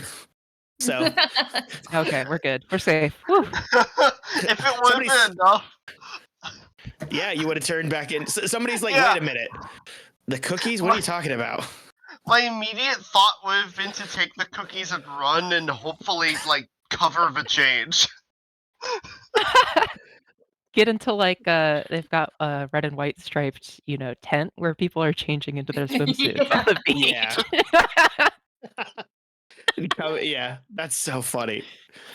So yeah, I think again, we're running out of time, and I think this is a good place as any. You've successfully done this. You have traveled across the multiverse, doing all sorts of crazy things, grinding on giant squids, crashing giant mechs, and running away from fast slugs, doing the greatest DJ spot of all time, and totally humiliating Travis and all of his terrible friends. And you got it all on film for Wilkies, that if we were playing a campaign, we'd get into what they're going to do with that. But for now, I think that is everything. What is the one last shot we see as you all are in Popularia, sort of like hanging out with people, maybe going to a party later? What's the final shot we see of all of our characters? Can we get like a rooftop sunset? Oh, good. Yeah. There's Legs dangling off the edge. There's one part of Popularia where it's always sunset. Wow. Oh yeah, Sunset Ridge. Sunset Ridge. And that's great. And the like teen music, nostalgic teen music is playing while you're all here. Yeah, and I think how's everybody feel? Go ahead. Trip takes this opportunity to say to the group, "Hey guys, I really appreciate you all being here for me. Through everything that happened today. Obviously, you had your own stuff going on, but you know, uh, when you aren't around, it can be really hard to deal with uh, some of this stuff. So I just really appreciate you helping out." We're always here for you. Yeah. We're always here for each other. Yeah. I'm not crying. It's cool. Well, in Y Squad, they said it's cool to cry. That's true. Yeah. Doesn't I that mean- guy have like his entire power is just crying? Like that's Yeah, the whole ice cry. thing. Ice. Yeah, Man, that's this- his catchphrase. It's cool to cry. And then he cries a lot and freezes people. Man, that really seems like it's gotta be a better way to get that ice out of you. You know, he's tried. Man, that's bad for him. Got a lot of inner turmoil up there. That's what my sister always said, is he got a lot of inner turmoil. I can't imagine you have to cry to use your power. I nothing against crying. It just seems rough to do that like all the time. I mean, I don't know. Everybody cries, right? Yeah, but like all the time. Like as a thing you need to do. I guess like to facilitate another thing, it's kind of messed up. It just there- seems like. Like if you do it because you need to do it, that's one thing, but like, it's not like you're like an actor either. Like he's doing it to freeze people solid. What's he thinking about all the time to get that sad? I don't know. While this is all going on, I think to end this session, I think you all are looking over it at what is it? It was Sunset Ridge. You're at Sunset Ridge, and you're looking over at Popularia University, which is known for its legendary skate spots. And you see you see a group of hoverboarders start to fly over there, and there's a shot of the four of you looking at one another. The music starts to swell, and you hop in your hoverboards and skate and hover over there for your next slug blasting mission. And we're all holding hands again. And you're all holding Yeah. hands. Yeah. The end. Yeah. Thank you all for watching. Thank you all for playing. We are at 2,100 pounds out of our 2,700 pound goal, which is incredible. Thank you all for watching. Go play Slugblaster. This is a ton of fun. It's a great game. Do we want to read off these last donations before we go? I'm moving to Clover. 1 second. No. Go for Clover. All right. She's kind of looking. I'm narrating. She's looking. She's sort of concerned by the fact that I'm here. All right. First up, we have Nobody with 10 pounds. Thank you, Nobody. Next, we have Hannah with another 10 pounds. Thank you, Hannah. And Elise says, with 25 pounds, says, shout out to our intrepid blasters and sending ear scritchies to Clover. Clover is getting those ear scritchies as we speak. Isn't that right, baby? Yeah. She doesn't make any noise. Yeah. She doesn't make any noise, but I promise she's very happy. Well Salted Slug sent us 10 pounds. Thank you so much, Well Salted Slug. No, Clover, don't leave. No. You're needed. And Petty with 10 pounds says,